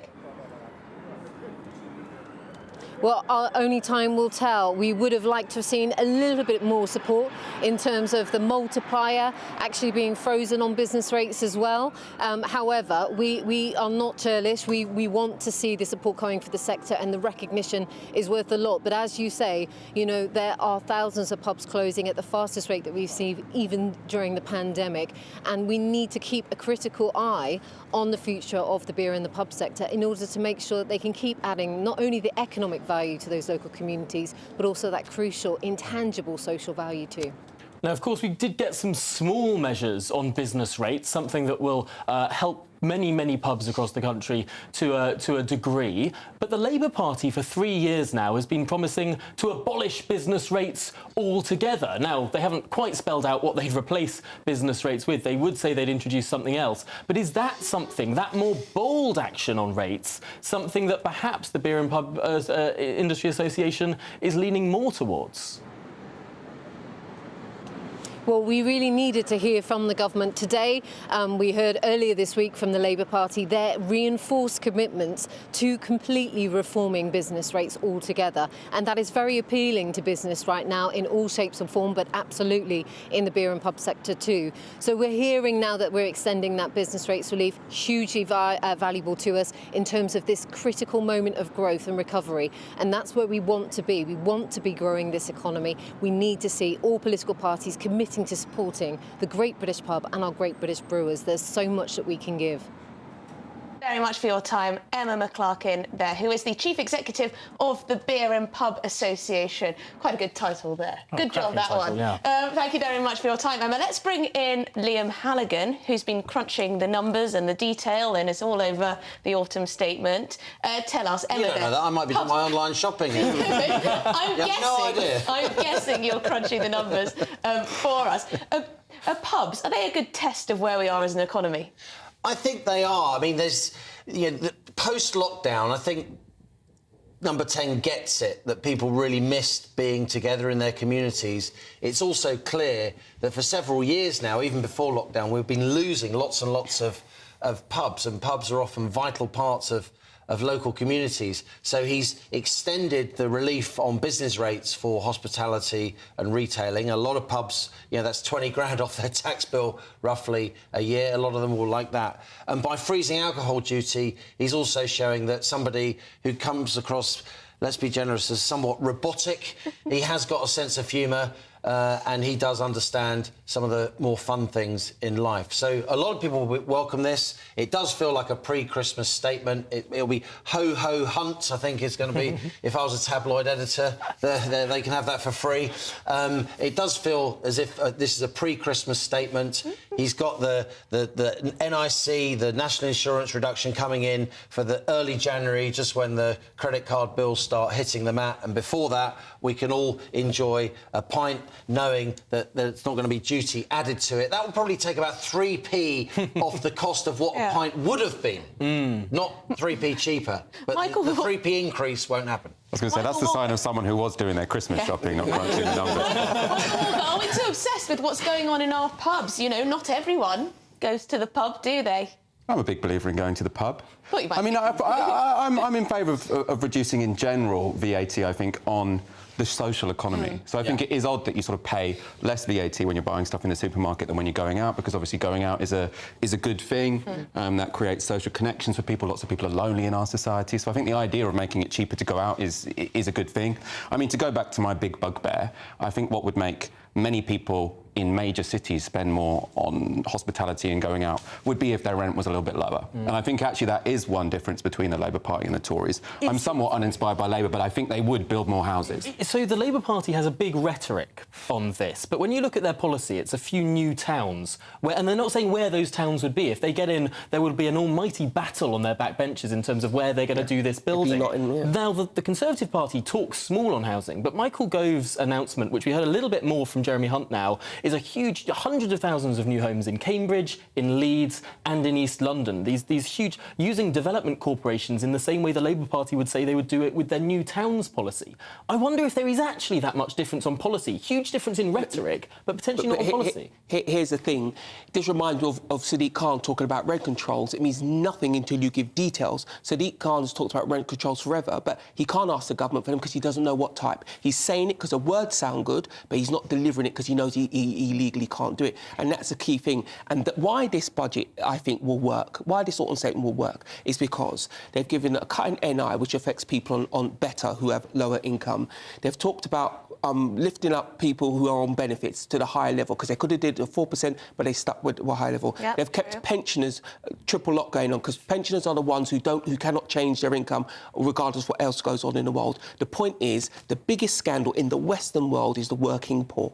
And if you can do anything to support those people, that's something that you can be proud of. And the last thing that they've done that's really important, particularly if you're in the southeast of this country, is the idea that you'll get more support with your rent.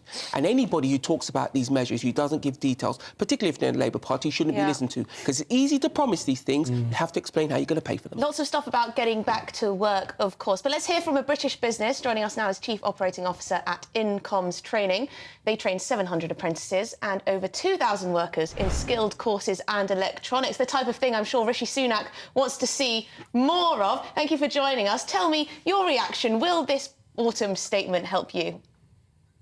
Yeah, I think there's a lot of positives to come from today, not only for us as a business to continue growing for our employees, but also for apprentices and the wider manufacturing sector, with a lot of significant investment levels going forward.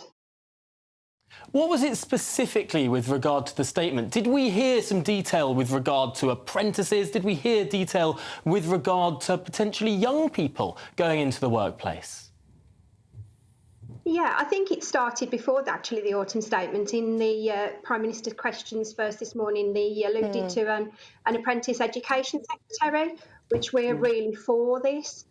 Apprentices need that backing and should be continue to see the way forward, giving our younger generations the invaluable in-work experience and training, getting a more rounded education experience from employers right through to their training providers.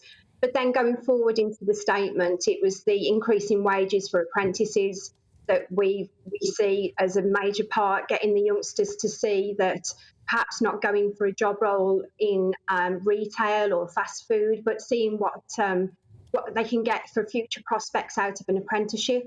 And then going forward into increasing the numbers of apprentices with the extra 50 million over the next 2 years, looking at specific growth areas, specifically as being engineering manufacturing. Thank you very much indeed for your time, Becky Phillips, Chief Operating Officer at Incoms Training. They train apprentices and over 2,000 workers in electronics and the like. So some positive response. I did think it was interesting how Rishi Sunak really got into his stride when he was talking about tech Prime Minister's questions earlier. Michael Walker, I want to ask you about this interesting sort of 13-year embracement of the Tory party now. Jeremy Hunt talking about changes since 2010. When Boris Johnson was Prime Minister, he'd talk about his new government getting into power from 2019. That was sort of the new year zero. Now the Conservative Party is almost embracing this 13-year thing. And Jeremy Hunt, at the start of his statement, spoke about all the European economies the UK has grown faster than since 2010, including Spain, Portugal, France, Italy, Germany. I think a lot of people might not think that the UK necessarily has grown faster than all of these European economies over the last 13 years. Well, potentially the reason they don't think that is because the things they really care about aren't going particularly well. So if you look at public services, if you look at the infrastructure in the country, and if you look at people's pay packets, so one thing we learned today is that the OBR still think that this is going to be the biggest fall in living standards since the 1950s if you look at across the Parliament. Now, obviously, the pandemic had something to do with that. We can't blame the pandemic on the Conservative Party. But I do think that that decade of austerity before the pandemic hit really put us in a bad position. In terms of why they're now embracing the last 13 years, I mean, maybe it was some kind of deal. If David Cameron would only come back if they stopped trashing him every Prime Minister's question. I think it's GDP per capita that matters, really. That's how we measure our quality of life. And I think lots of people have got a bit frustrated with the government talking about GDP as a whole, but whether that actually means that the individual has more money in their pocket, not so sure. I'm not a fan of the GDP measure because it says nothing to your social goings on, how you feel. Do you feel safer in your community? Can you pay your rent? You know, the whole country could be richer, you may not. So I'm a little bit more in favour of things that look at how it looks in a household. Yeah. What's the GDP per household would be a much better measure. But just to go back on something that I said earlier about the apprenticeship levy, this is one area the government can do better in. Because for the last 10 years now, I do believe that it's been an inflexible budget. It's been a budget that smaller businesses couldn't really get their hands on, and it needs to be restructured. And if that was done with the extra money that's offered, then something really powerful could happen. But the government do need to have more ambition for it.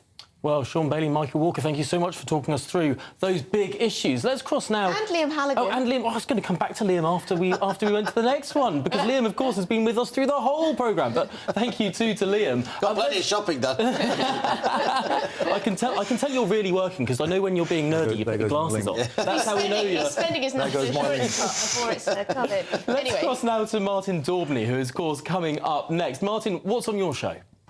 Well, we started the day with the highest tax burden since World War II, and we finished the day with the highest tax burden since World War II, which begs the question, was Jeremy Hunt's autumn statement just a load of unseasonably hot air?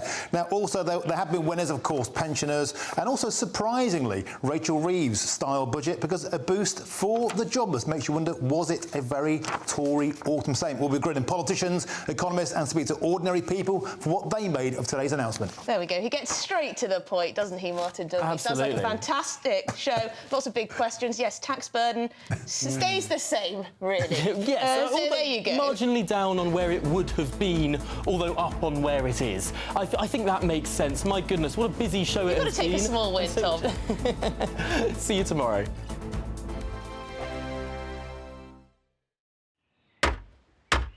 Who is it? We're here for the show. Welcome to the Dinosaur Hour with me, John Cleese.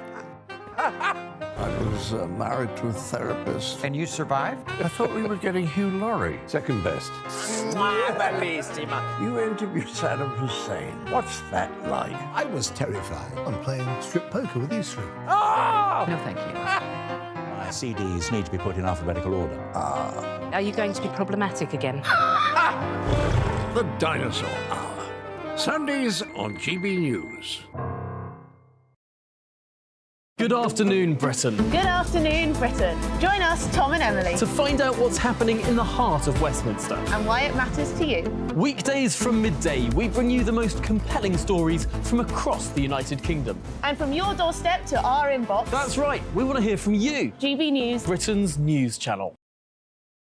I think the most exciting bit for me is talking to people. People who I think are ignored often by the major news channels.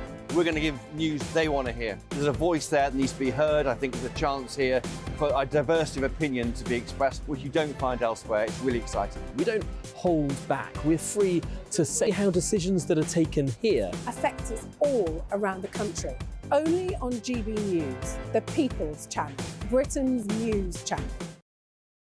I'm Michelle Dewberry, and I'm not here to tell you what to think. I'd much rather hear what you have to say.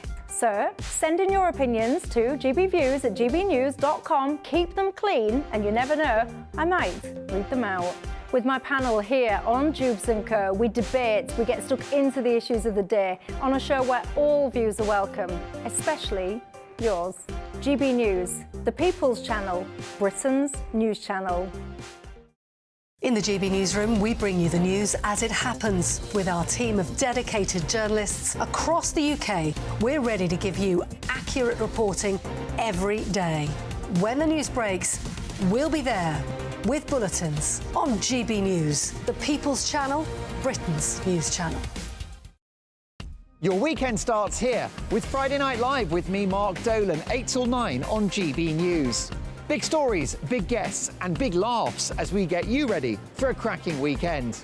That's Friday Night Live with Mark Dolan. Fridays 8 till 9 on GB News. Bring your own drinks. The admission's free. GB News, unlike other broadcasters, isn't obsessed with the London-Westminster bubble. We think there's a nation beyond the M25, and that's why we talk about the issues that matter across the land. Join me on State of the Nation, 8 to 9 o'clock, Monday to Thursday, on GB News. Daisy's listening, and you should too. Tired of the usual focus-tested, pre-prepared Westminster runaround? Well, so am I. So you want higher taxes? Is your department to blame for this? Are you rethinking this policy? Every Sunday at 9:30, I'll be sitting down with those in power to get the truth about the issues affecting you. Let's be honest, we've known about the cost pressures of this project for years, not months. That's the Camilla Tominey Show, a politics show with personality. On GB News, the People's Channel, Britain's news channel.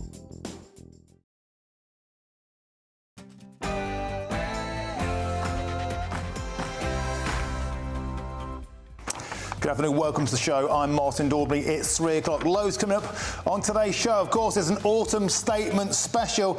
We started the day with the highest taxes since World War II, and we've ended the day with the highest